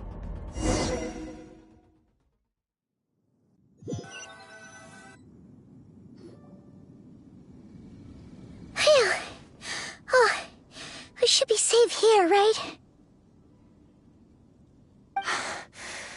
I no longer sense his presence. Can't have followed us out of that abyssal domain. Weaklings like him will find that my power is not so easily controlled. He won't be leaving that place until he's managed to digest it. You seem surprised. I suppose that's fair.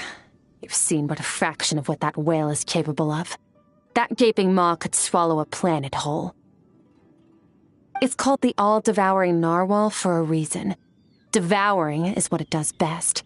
It can extract power from anything, dead or alive, as long as it manages to make physical contact. Yeah. When we had our run-in with that thing, Neverlet mentioned that it has an instinct to devour. Your dragon friend recognized the nature of its abilities and used the power of Hydro to protect you. That worked because it was in a satiated state, so it was somewhat less aggressive than usual. It's a different story when it has no more power to feed off of. That's when its true voracious nature kicks in. It could devour everything on the planet in that state, which is why I cast it into that void space. But I hadn't counted on there being anyone left on this planet capable of wielding its power. To me, that says he must have encountered the whale a long time ago. Meaning, he must have known my master. Exactly. It told me everything I needed to know. Hence why I said we both got what we came for. And I believe that brings our transaction to an end. Now that you're whole again, you can get back to your own journey.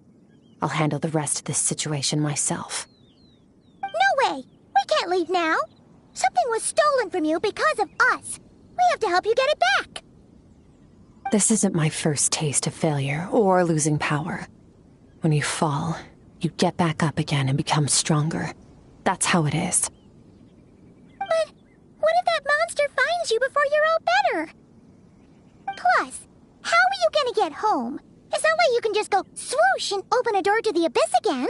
Not without your full strength. So, sticking with us for the time being doesn't sound so bad, does it?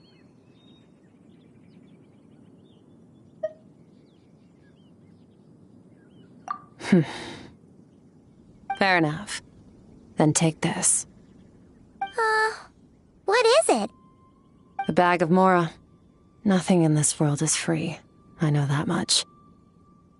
I'll leave the planning to you. Hurry up and decide where to go. We shouldn't linger. We should take Skirk somewhere she can rest. But where? Paimon gets the feeling Skirk wouldn't like being around a lot of people. Oh wait! Baizhu said we could rest in the back room of the pharmacy, didn't he? Let's head there!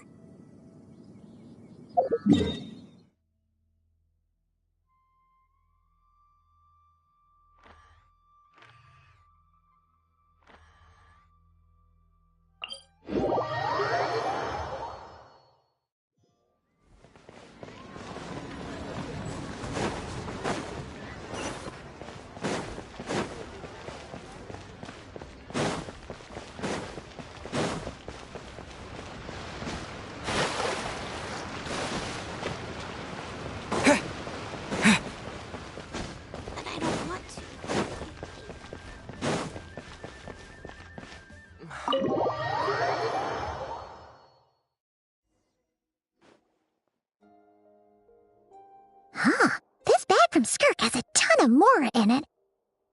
Does she have a job or something? Wait, no. After what we saw at Wamin Restaurant, that seems impossible. Can you imagine? It would go something like, I'll be collecting my paycheck now, boss. Oh, sure thing. Wait, who are you? Have we met? Can't hold a job if you make everyone forget about you. So, what did she do to get all this Mora? Claimed some buried treasure, took care of a few monsters that were causing trouble. Nothing untoward. It's safe to use. You heard all that? A sonorous voice like yours is hard to miss. I wouldn't be surprised if the sound of it traveled to the nearest mountaintop. Then, did you by chance happen to hear Paimon's little, joke earlier? You mean when you called me Frosty the Lavender Melon? No, sorry. Paimon totally misspoke just now. She didn't say that at all. It was, a Paimon lookalike. Yeah, she's a piece of work, that one. Always impersonating Paimon and giving people weird nicknames.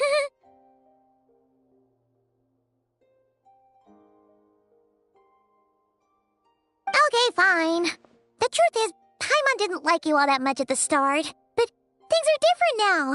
You helped the Traveler in a big way, so what do you say? Friends? Ugh. I noticed there was only one bed. Go ahead and get some rest. Wait, what about you? I don't get tired, and I don't need rest. I'm going to practice my sword work. That should help me regain some strength. But your shoulder... Hey, don't just leave! Whatever. Let her tire herself out. She'll come back eventually. Let's get some sleep, Traveler.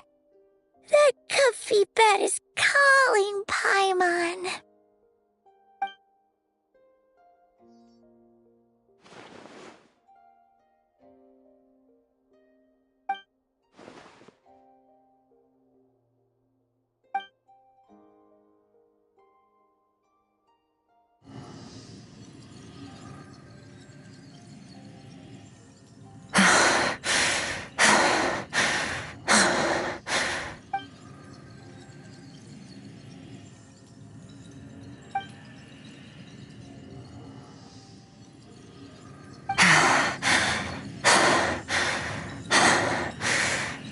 Quiet.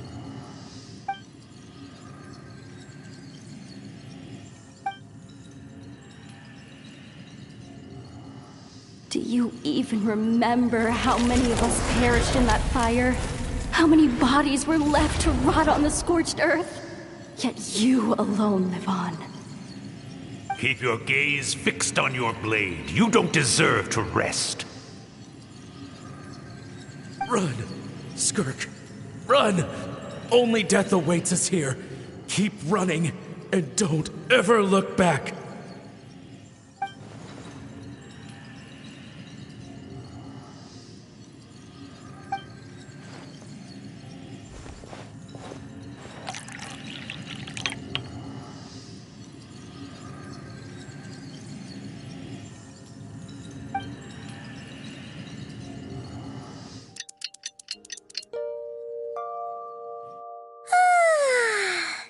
Getting an early night's sleep is the best.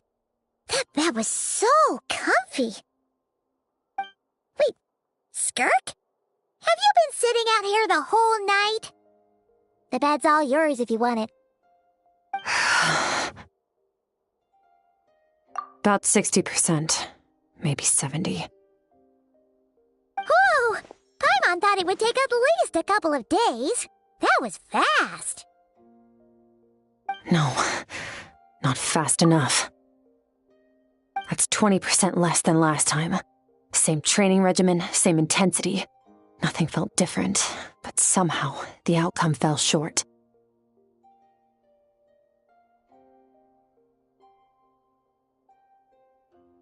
No, I think the problem's with me.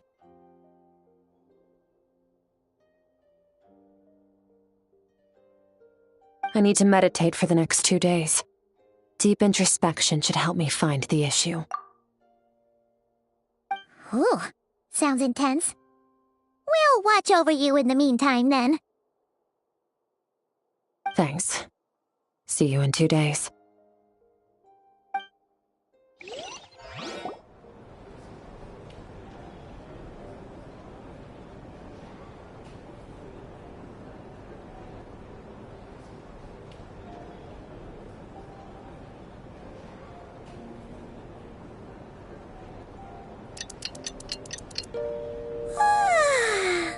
Morning! Skirk is still meditating, huh? It's been 2 days already. Shouldn't she be awake by now? Paimon can't think of anything we can do to help. Oh, wait! Breakfast! That's it! Paimon will go get breakfast! Skirk is gonna be starving when she wakes up. Be right back.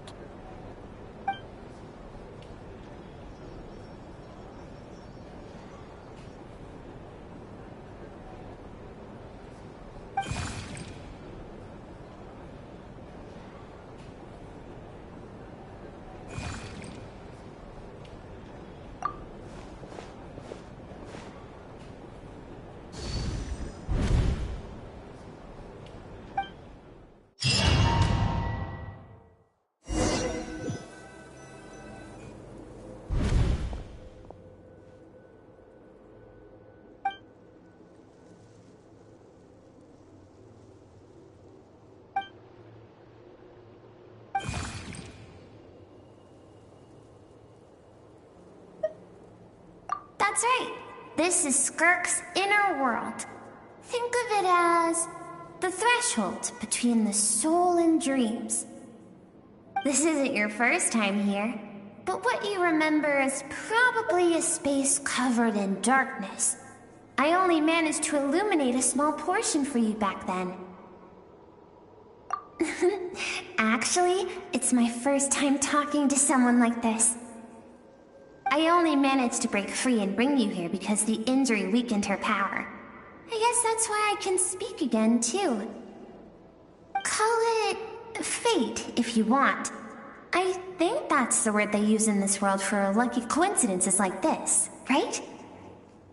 Now, before I take you to her, I gotta ask. You're the first outside visitor to ever come here, so what's your impression of this place? Oh, you noticed. This river represents Skirk's strength. Strength accumulates over time. It is the summation of a person's lived experience. So this river is where all the fragments of Skirk's life should converge into a single stream of memories and emotions, flowing forward as one. But, as you can see, this river has been severed numerous times. It's because Skirk doesn't like who she was in the past. when all she sees reflected in the river is a disgraceful shadow of who she was. She cuts through water and rock with the sword of reason, severs her connection with the past, and begins anew. You must learn to shut out all the pointless emotion. Crush the self that makes you weak, and become master over your physical form. This isn't my first taste of failure or losing power. When you fall, you get back up again and become stronger. That's how it is.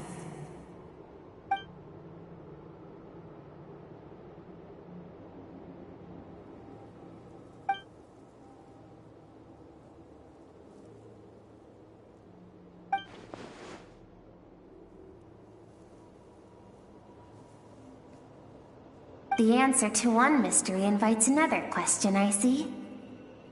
Let's follow the river upstream. There among the cliffs, among the memories etched into her heart, lies the truth of it all. Soon, you'll understand everything.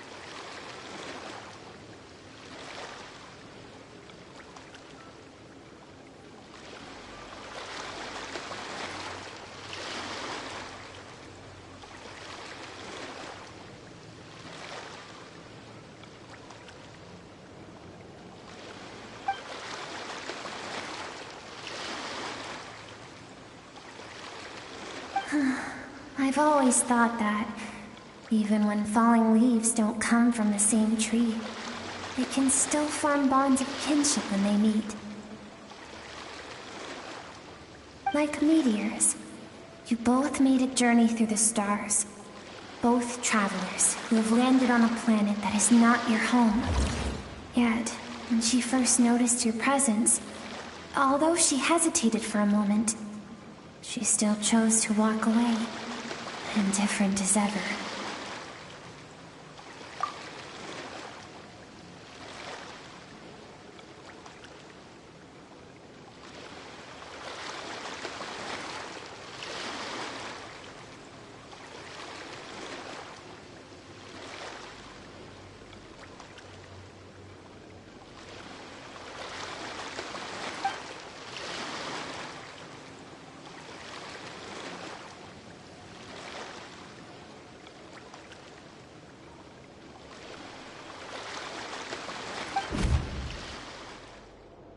Seems like you've answered your own question. Skirk sees herself as a trespasser in this world. She's made a conscious choice to avoid altering its path. But the reason for that decision stems from events much earlier on in her life.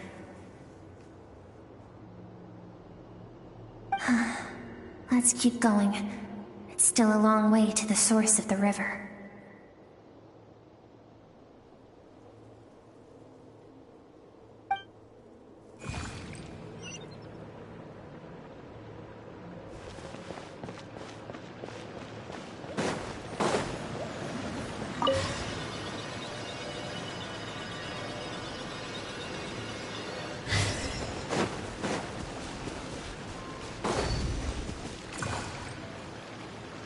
You now have what it takes to wield immense power. From this day forth, I shall teach you no more. No one can become a worthy warrior through imitation alone. I have given you fangs and claws. Now, you must learn to hunt. You wish me to travel the world beyond on my own, Master? Indeed. Make new friends. Embark on your own journey. And piece together a new future from the shattered remnants of your past. We will still have contact through the abyss. But know this. One day, I will take the life you worked so hard to rebuild and reduce it to ashes. Just like the fire that haunts your mind. Why would you do that? I have told you before, fear is the catalyst for human evolution. You have tasted loss. You have known fear, so deep it can be felt in the bones. But as living beings, we all have an instinct to detach from that which harms us. And thus pain dampens over time, and the acrid taste of fear becomes but a distant memory. Yet now, I have bestowed upon you the gift of fear eternal. It will drown you in the nightmare of your childhood, or it shall drive you to defeat me, whatever the cost.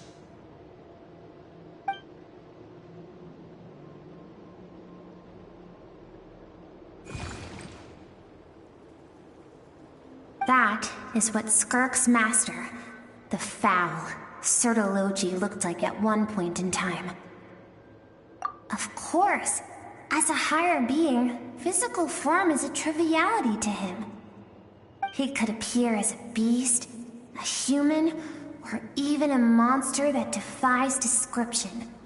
The form you see him in here, clad in abyssal armor, is the one he usually wears when traveling through the stars.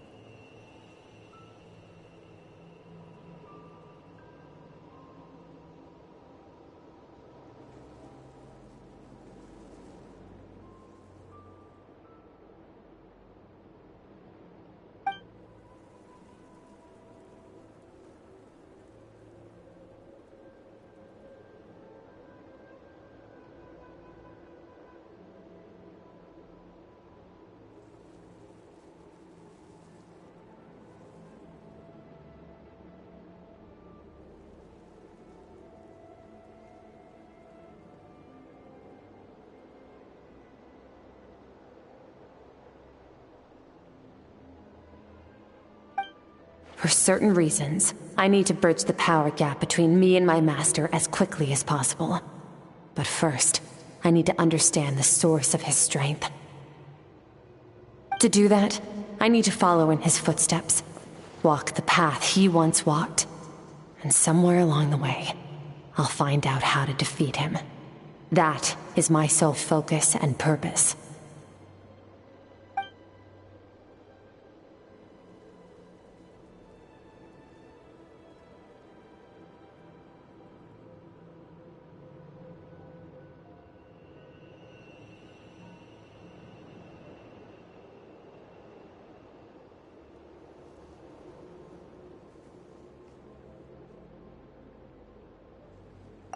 I'll let you in on a little secret.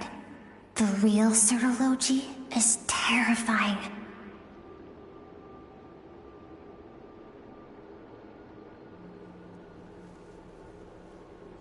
The scope of his power is impossible to understand until you experience it firsthand. It is absolute, the power to crush all things.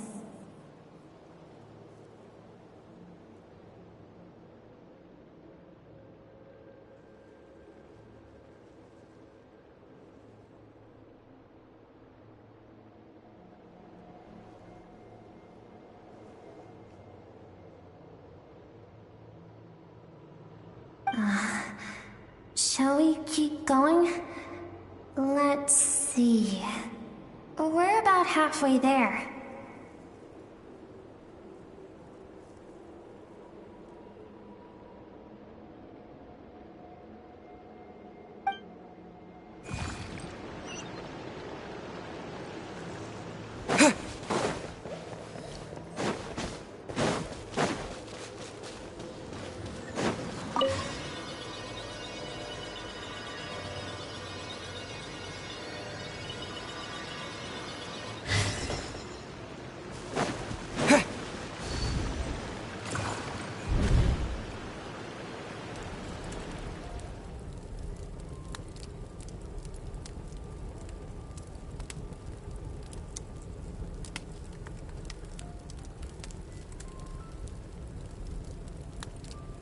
We've made it quite a ways already.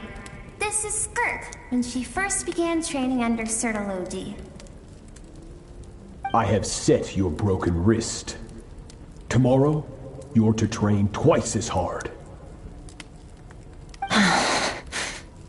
No tears this time.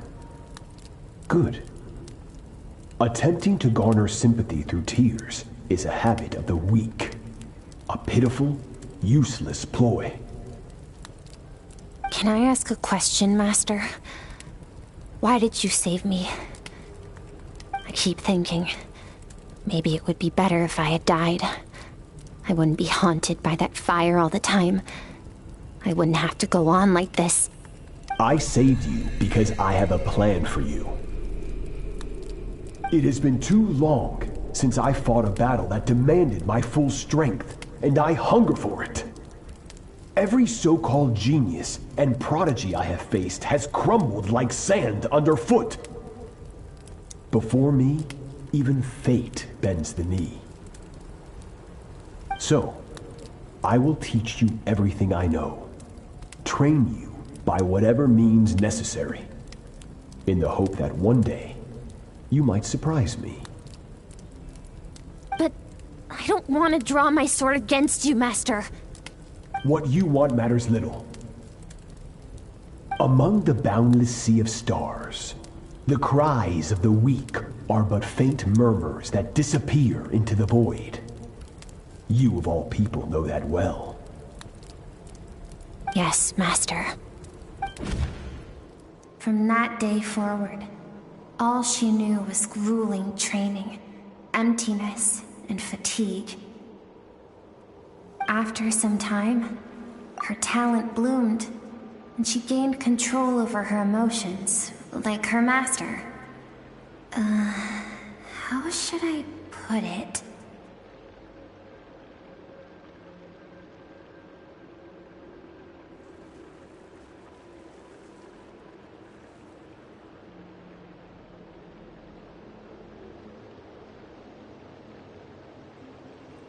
It was not that human emotion disappeared from her heart, but that reason came to dictate all she was allowed to feel. I suppose it was at this point that she became the Skirk you know today.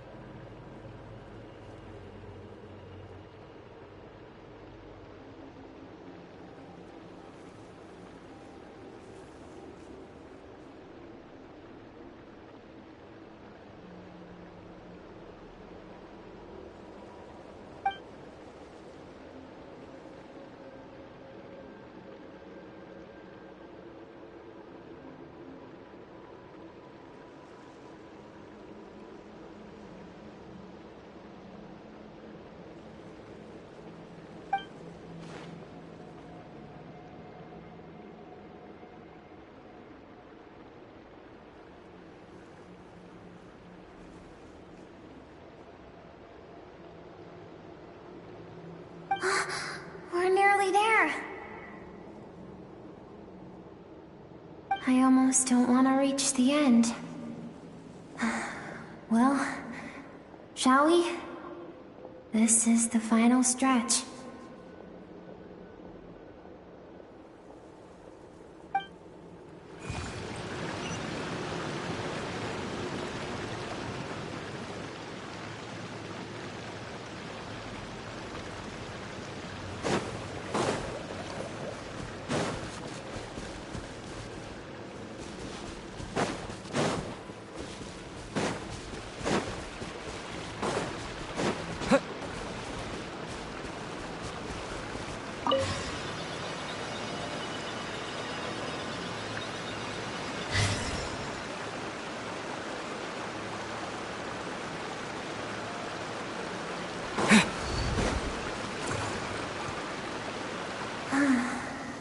These are Skirk's happiest memories.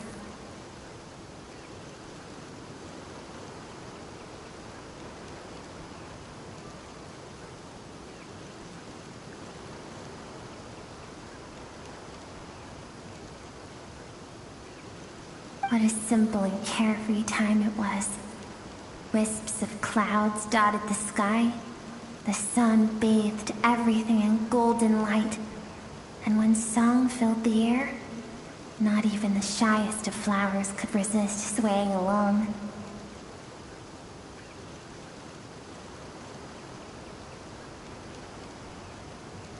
This is Skirk's homeland.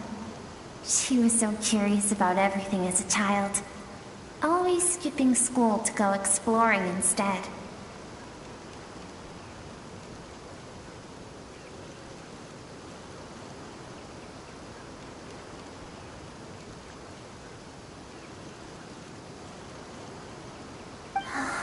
There was so much to discover. The treasures at the bottom of the sea, the secrets beyond the stars, and that merchant ship packed with adults wearing those strange clothes. Yes, the ship. That was the beginning of the end.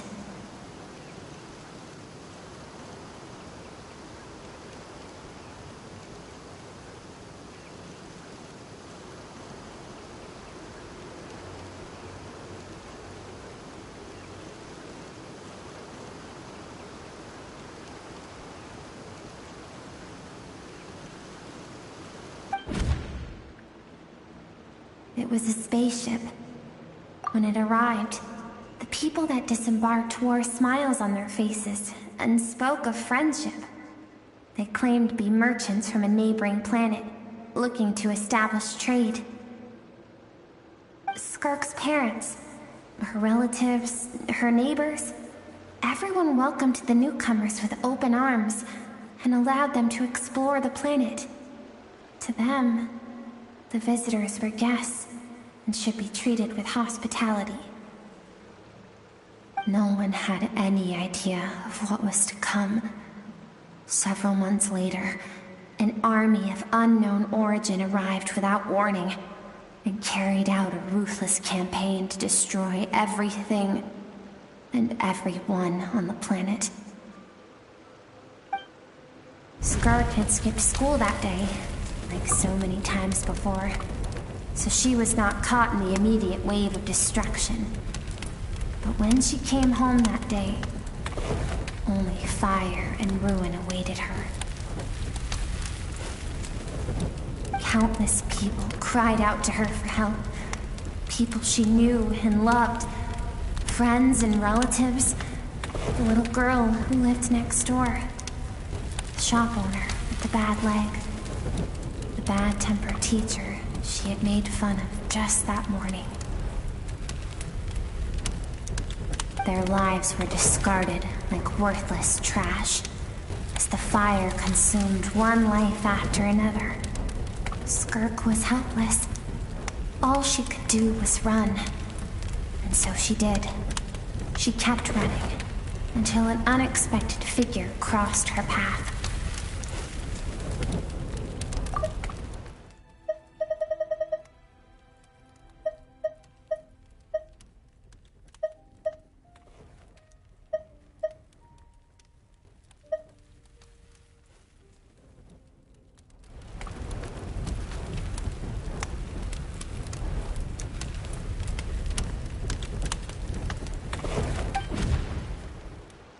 Sertology hadn't been there in that moment, the fire would have claimed her life too.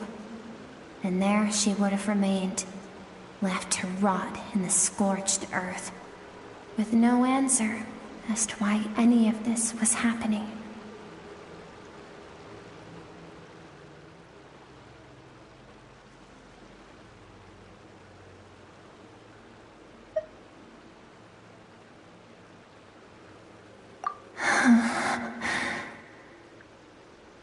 Because she and her people were seen as a threat.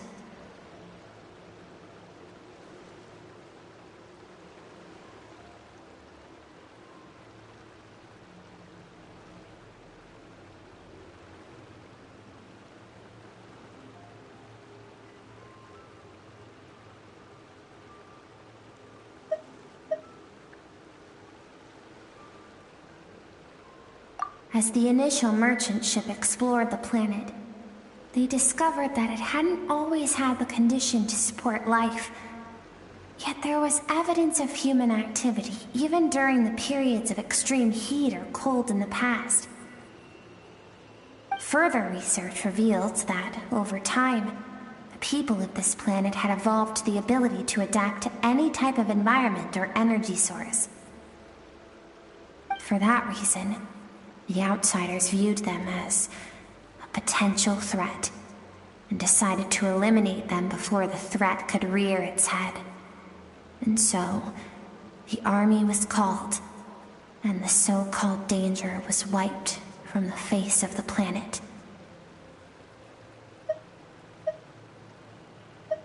Senseless, isn't it? Deemed a threat because of a gift they didn't even know they had. Perhaps it was their own innocence and kindness that doomed them. But in the end, that was lost to the blaze as well. If those with power get to decide good and evil, then all you can trust in is the sword in your hand. And so, before death could claim her, she ran. She ran and never stopped.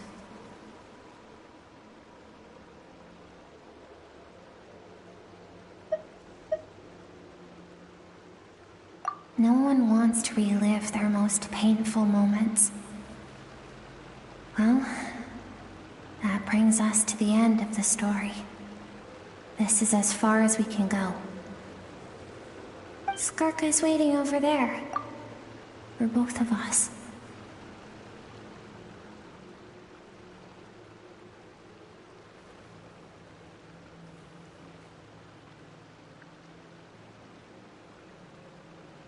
Let's go to her. It's time to fulfill my purpose. And my greatest wish over all these years.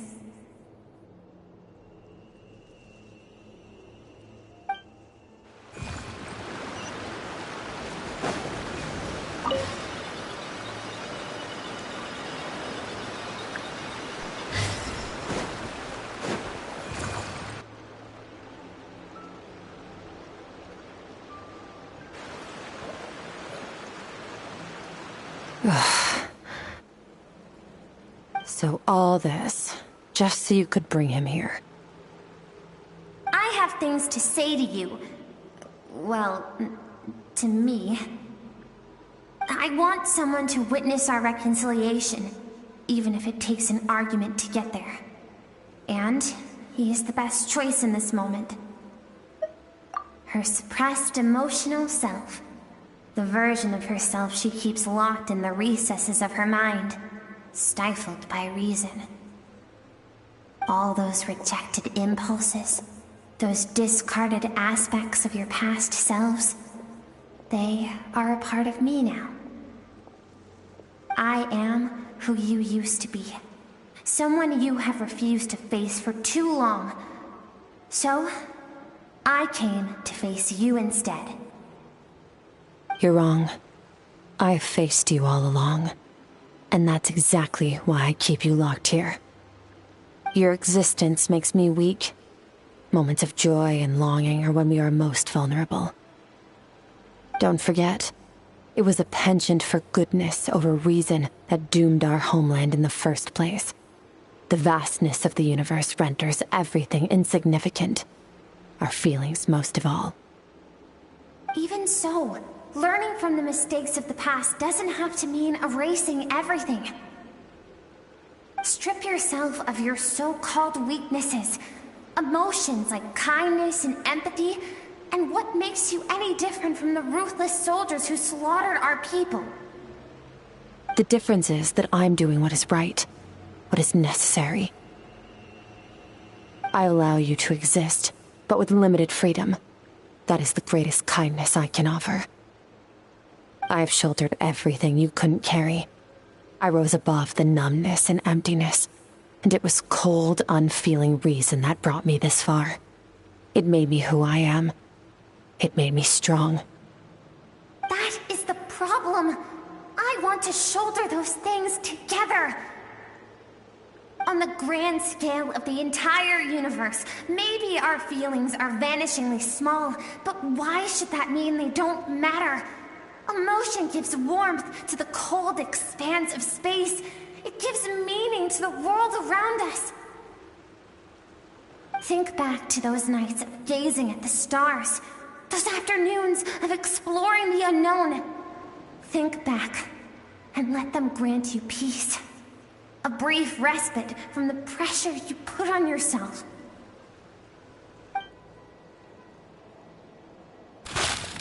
That isn't what we need. It's exactly what we need. Aren't you curious about why recovering your strength has taken longer than normal this time? Finally, you get to the important part. That is the only answer I came here to find. Then look around. Look at your inner world. You cast aside your dreams and curiosity, and in doing so, you lost your original motivation. You severed all connection to who you used to be, so you can no longer draw strength from your past. Now, the only things driving you forward are fear and survivor's guilt. But these cannot take you far enough. And so, this river, the source of your strength, grows more polluted by the day. And do you think that means I should seek help from a weak little thing like you?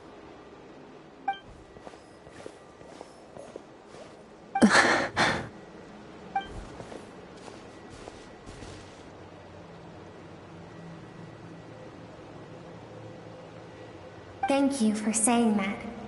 I knew bringing you here would be the right choice. To be honest, I'm not here to argue with you. This isn't about who's right or wrong. And in fact, I agree that in order to make it through the wake of that tragedy, we had to distance ourselves from the pain through reason over emotion.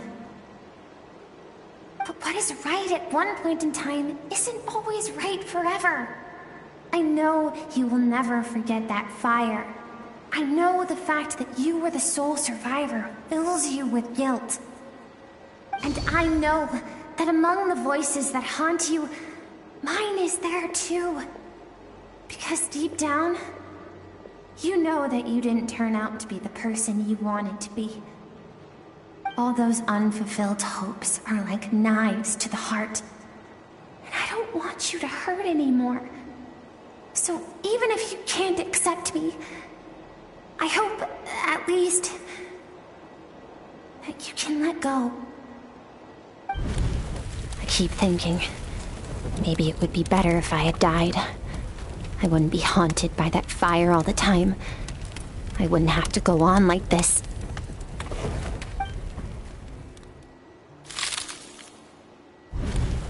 Your dad and I, we're not afraid to stare death in the face, but we need you to survive.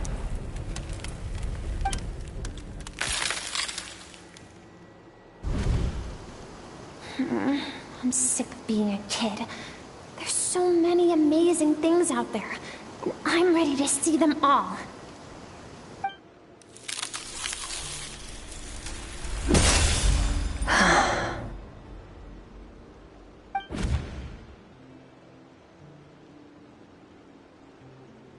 I remember. There was a song Mom and Dad always sang when we went out to fetch water. Dancing water. The sand along your path is begging for your song and movement. Will you carry this burden with you on your journey? I am not the dancing water, and you are not the burdensome sand.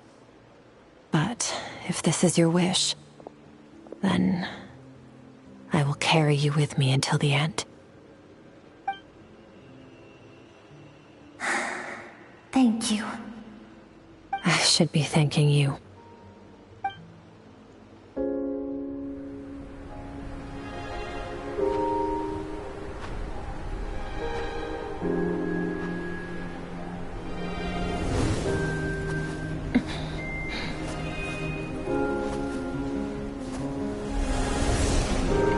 Run, Skirk, run! Remember, leave no one alive! Stay Heed my words, Skirk. Let fear take root in your soul. Did you survive? Why was it only you? Skirk, did you become a positive light in this world?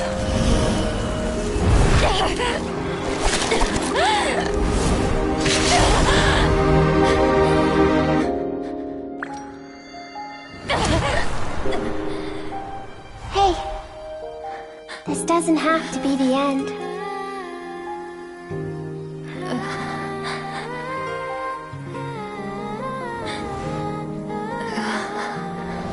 Life is a gift. Don't let darkness claim it.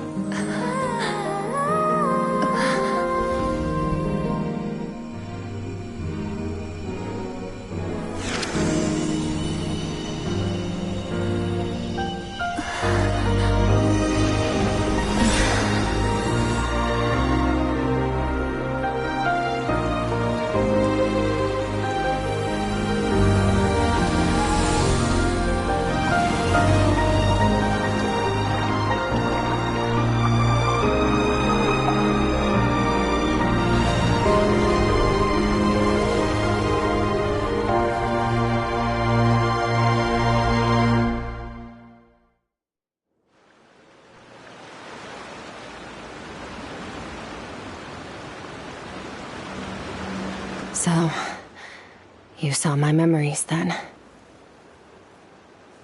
I once asked my master if survival of the strongest was the law of the universe. He said no, but in a world without order, those with no moral boundaries tend to be the ones who survive.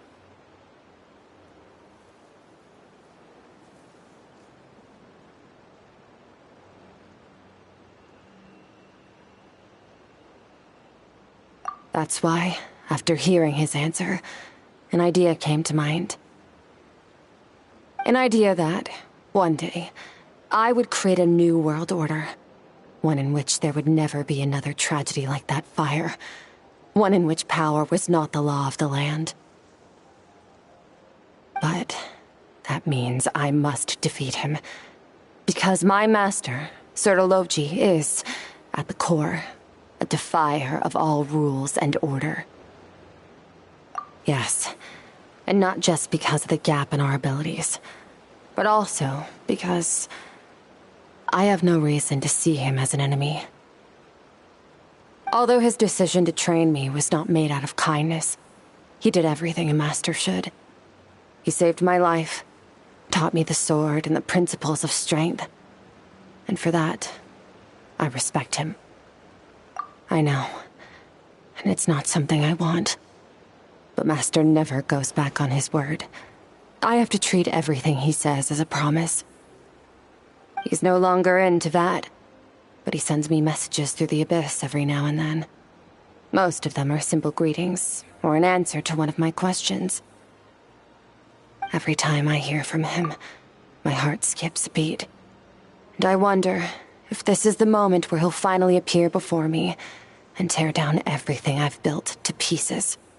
Maybe that means I do live in eternal fear, just like he said. Yes, I respect him, but I'm also afraid of him. And for that reason, the pursuit of strength consumes every moment of my life. I don't know what Master has planned, but I have to be ready.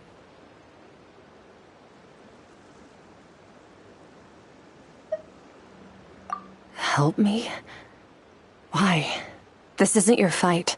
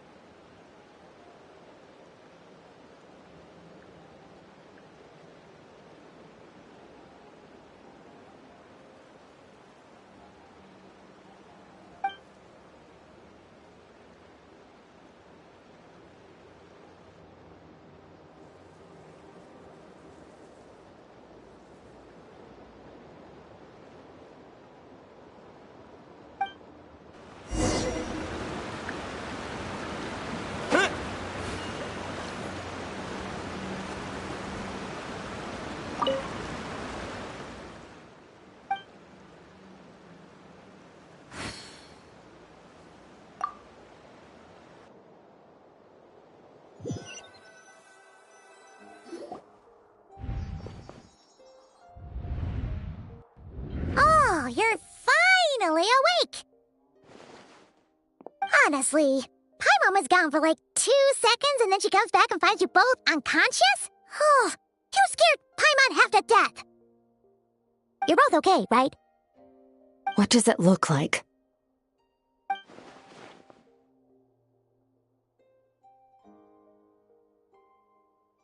Only water from the source can cleanse the rot and filth that flows from the past into the future. I taught you to incorporate the experiences from your journey into how you fight. I suppose what happened today will become an inseparable part of who I am. Okay, so Paimon feels like she's missing some important context. But whatever. Paimon brought back tons of delicious snacks! Let's dig in!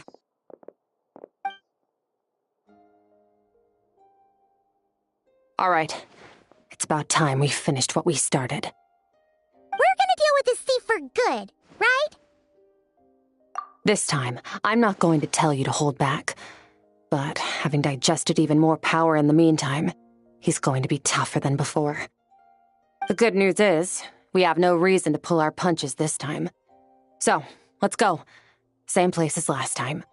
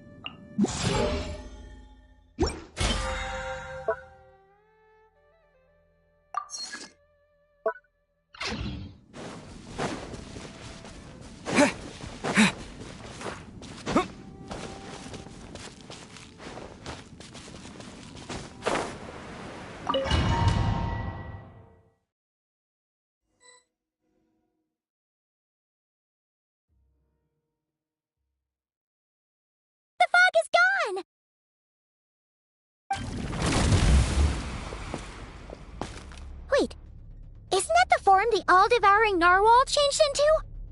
How come he knows that, too? Really? So, you're telling Paimon that giant whale and this guy can both turn into the fowl?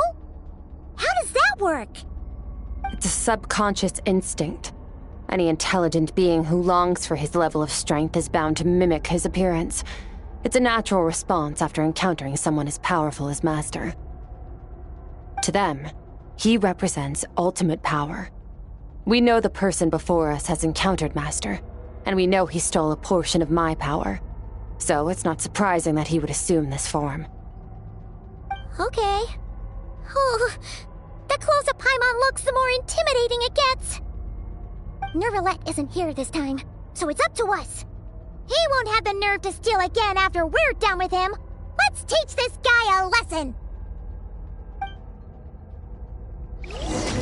Eternal, infinite, everlasting.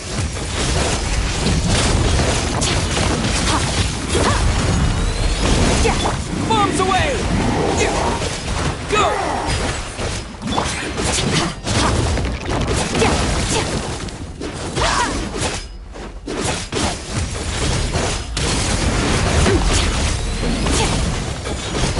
Mine to wield.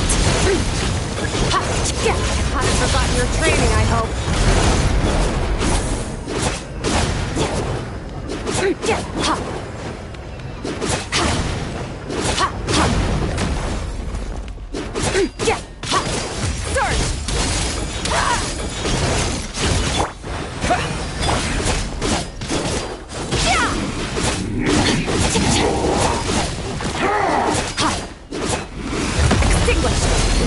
Mine to wield.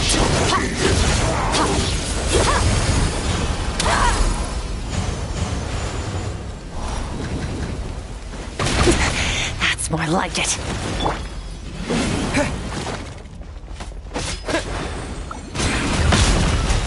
Water jet!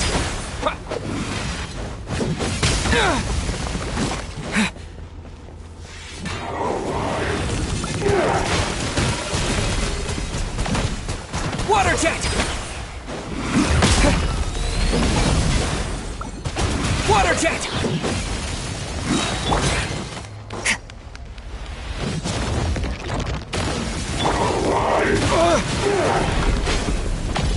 Yeah!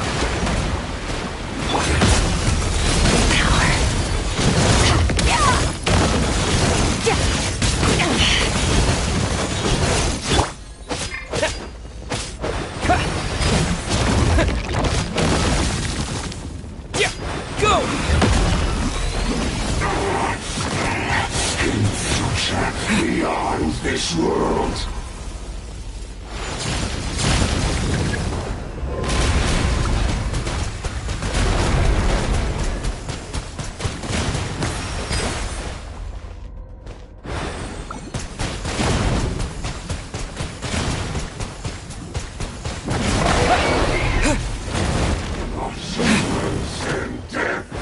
Once more!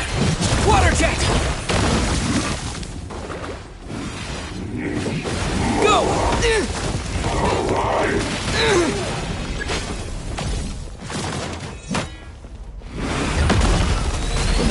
Water jet! Wipe out! Merciless. Paradigm shift.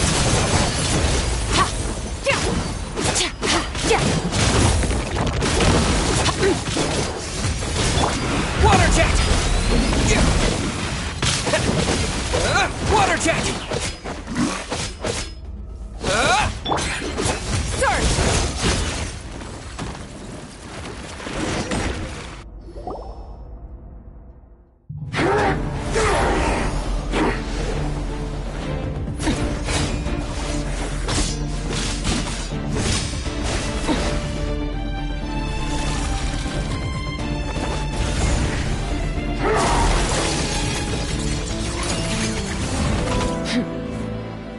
Haven't had enough of my power.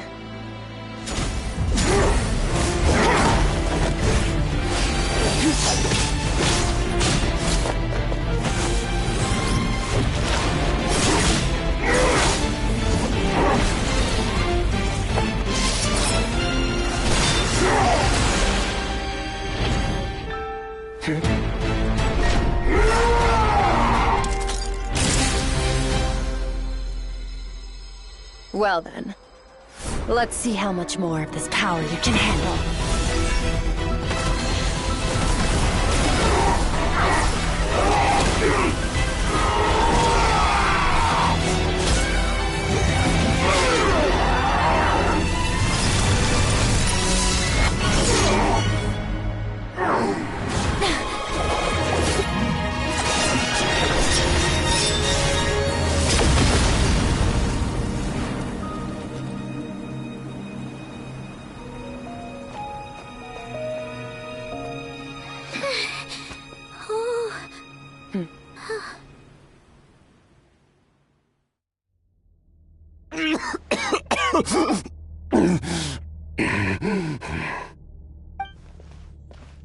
Well, have you come to your senses?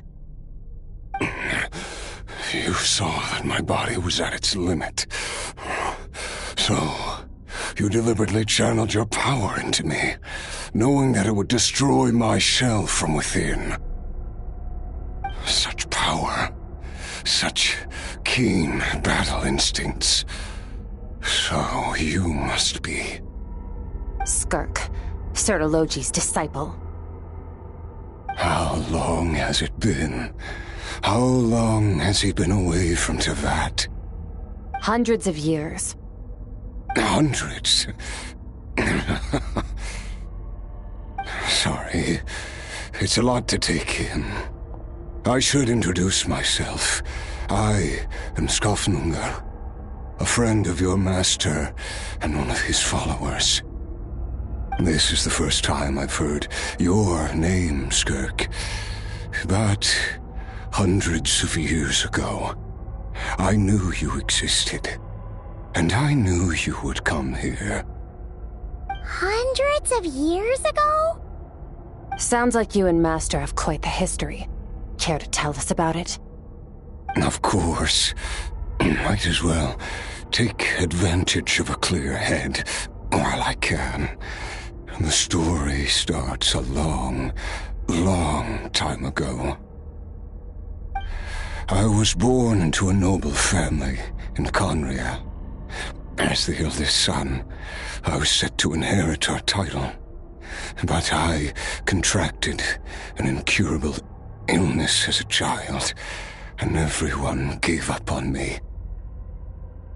I trained the sword harder than anyone else, defeated all of my peers. But it was all in vain. When other people looked at me, all I saw in their eyes was pity or a strange glee in my misfortune. Even my parents were just waiting for me to die. Over time, my heart hardened, and I became aimless. That was the point where I met your master, Sertologi. We were similar in age, but different in background. He was born in prison, the son of criminals who had been sentenced to death. He spent his childhood wandering the streets, facing more criticism than the literary works in the Universitas Magistrorum. Yet, he always wore a smile on his face, as if kindness and malice were one and the same, and he could not see the difference.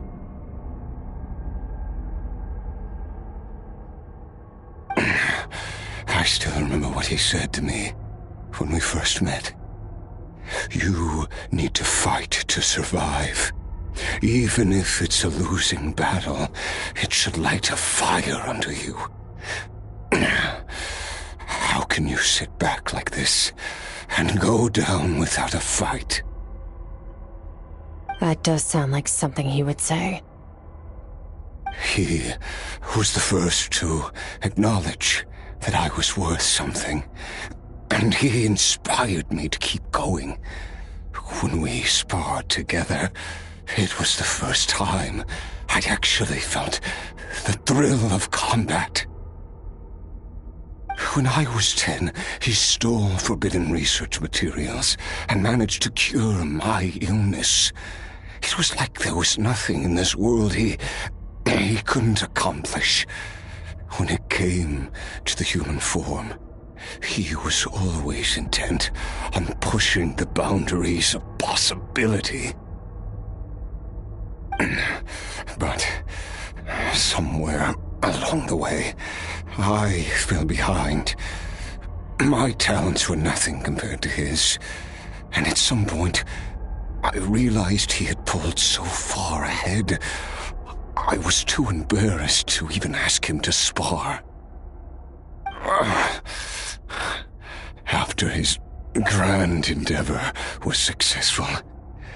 He sought me out and said to me, "This planet no longer holds anything of interest to me, so I'm leaving. But first, I have an offer.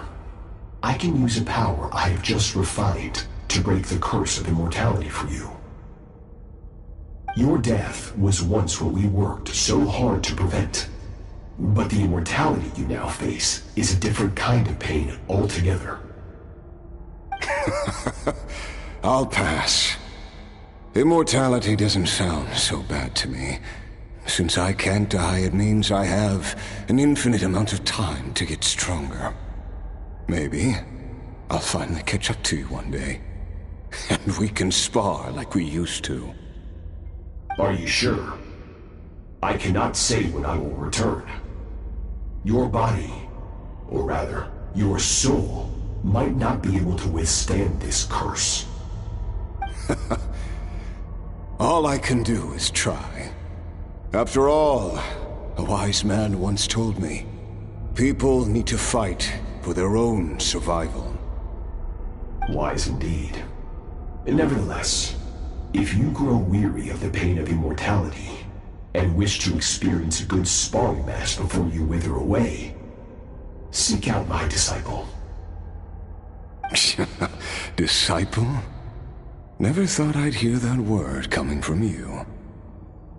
Nor I. But Vedifenir said I was destined to find a disciple out there in the universe, and bring her to Tibet.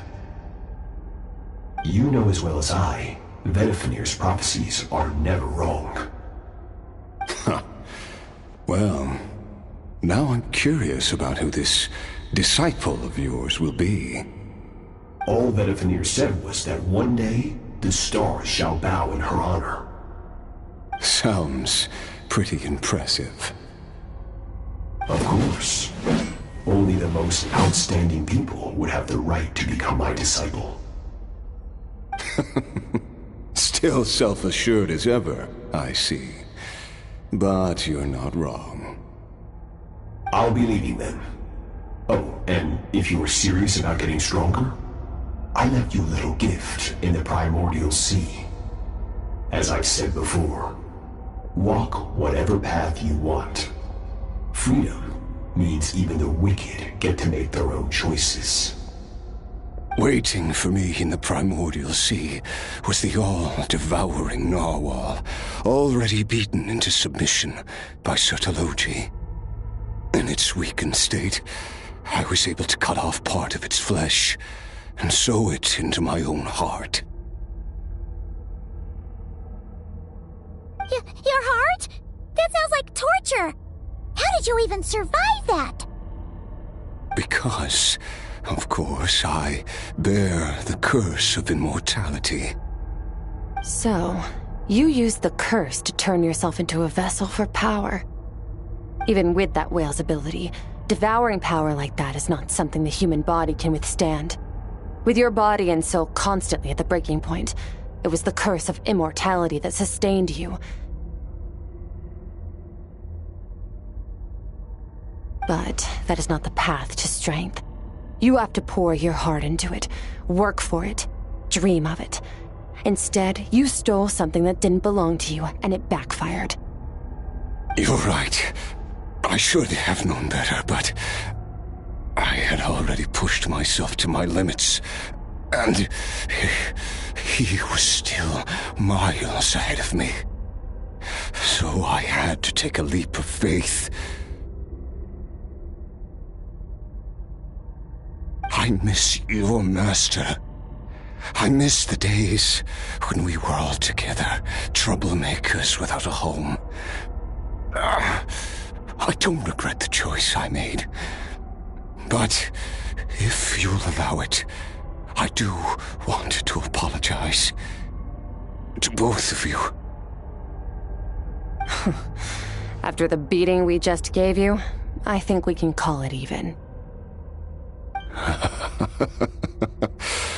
You're an interesting one as well. Sertologi's disciple. That's a lot to live up to. It can't have been an easy experience. I know what he's like. He rules with an iron fist, using despair and fear to force you to catch up to him, all the while standing ever out of reach. We're like mountain climbers in the dark, never knowing how much higher we have to climb, or when we will see the sun again. True. But I made up my mind long ago. No matter how dark it gets, I will not give in to despair. I will overcome it. Besides, after hearing your story, I suspect what Master really wants is not a battle that demands his full strength, but rather a defeat without regrets. Oh? Since you're his friend, you must have some things in common. The first time we came here, when you stabbed me through the fog and stole my power, I felt no emotion coming from that spike. But when you had to devote all your strength fighting me just now, I could feel joy and passion emanating from your blade. It was the joy of a researcher discovering the truth of the world, the joy of an artist uncovering a temple of wonders. Interesting. I'm certain I didn't express those emotions outright, yet you were able to read them from my blade, like a glimpse into my inner world. You're right. That battle brought me an unbridled sense of joy, and my defeat brings me no regret whatsoever. Exactly. I think Master also craves a battle like that. One where his opponent forces him to use all his strength, unlock the extent of his potential, and transcend his own limits. A battle to end all battles. After which, all can come to an end, including, perhaps, his life. For that very reason, good and evil are meaningless to him. He has one purpose, one goal: to complete himself. It's one of the secrets to his strength. Perhaps you're right. Perhaps that is his goal. What a battle that would be. Oh, to witness such a...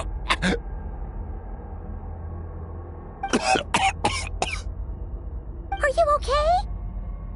Too many different kinds of power are surging through my body. The curse of immortality allows it all to coexist, but it does not remove the pain. I won't be able to hold on to my sanity for much longer. What a shame.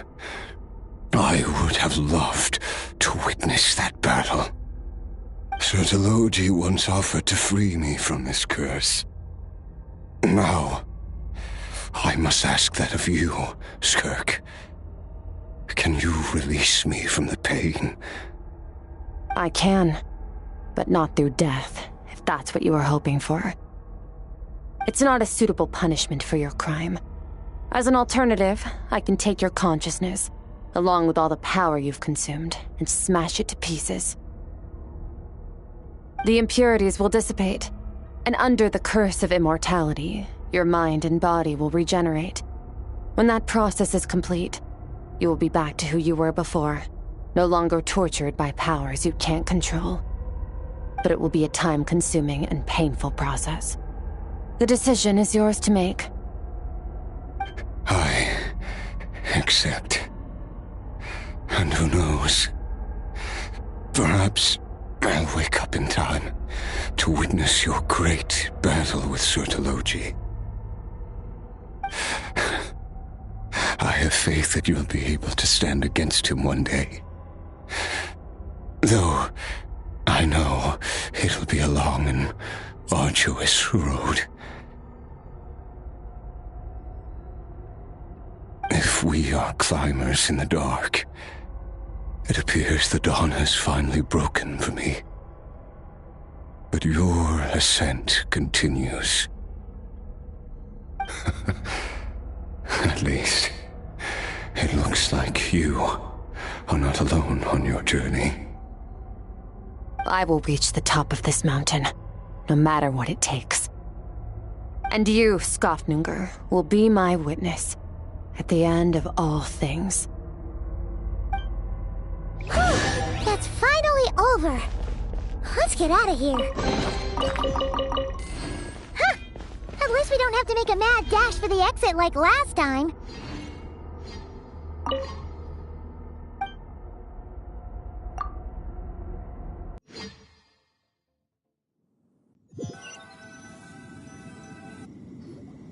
We did it! Ah, it's only been a few days, but it feels like forever. Once again, we've proved there's nothing we can't overcome. We're just that awesome. Wow, you sound even more confident than usual. Guess you really have become stronger. Today sure went by fast. It's night already. Oh wait, that reminds Paimon. The stars you mentioned, the ones that died out, are they back now? Yes. The power Skofnunger stole has been returned. So, the stars have regained their light. Great! Huh, it's crazy that you even noticed their light was gone. There are so many stars in the sky. If a few disappeared, Paimon definitely wouldn't be able to tell. I suppose it's because I have gazed upon this sky for centuries. The false stars, hanging in the meticulously planned sky, glittering with rotten light. It's not real. And yet, it is for that very reason that I can look upon it and enjoy the momentary peace it brings. Even the most beautiful of bubbles has to burst. We will return to the real universe one day, whether of our own volition or not. Time marches ever forward. Even the innocent and naive will taste life's bitterness. Yet through hardship, we grow until we learn to seize the sands of time for ourselves and uncover our true strength. Though we gaze upon a false sky, its vastness and majesty is palpable. One can only wonder, what is it going to take for kindness to reign supreme in the vast expanse of the universe? Ugh, this is all going over Paimon's head. But if she knows one thing, it's that the Traveler always finds a way. Ever since we met, he has filled Paimon's days with happiness. No matter how tough things get, he always finds a way to make it better. If it's too big a job for one person, then we'll do it with two. And if two's still not enough, then three. We've met so many amazing friends and accomplished so many amazing things. As long as we don't give up, we can make any wish come true. I suppose when it comes to you, anything is possible. Well, I should be going. Now that my power is no longer isolated from my emotions, I need more practice to get used to it. I suppose fate will decide. Maybe we'll bump into each other on the street. Or maybe we'll reunite on a different planet entirely. Regardless, reunions and partings are but passing moments. More than anything, I hope that at the end of this journey, wherever it takes us, we stand in a world reborn. One without war, pain, or forced partings. One where new life can bloom, even where there was once nothing but scorched earth. For this, we must all work to become stronger.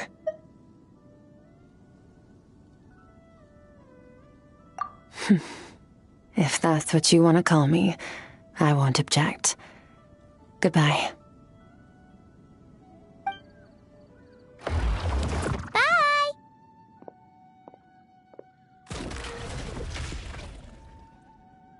Is it just Paimon, or is she being nicer than before?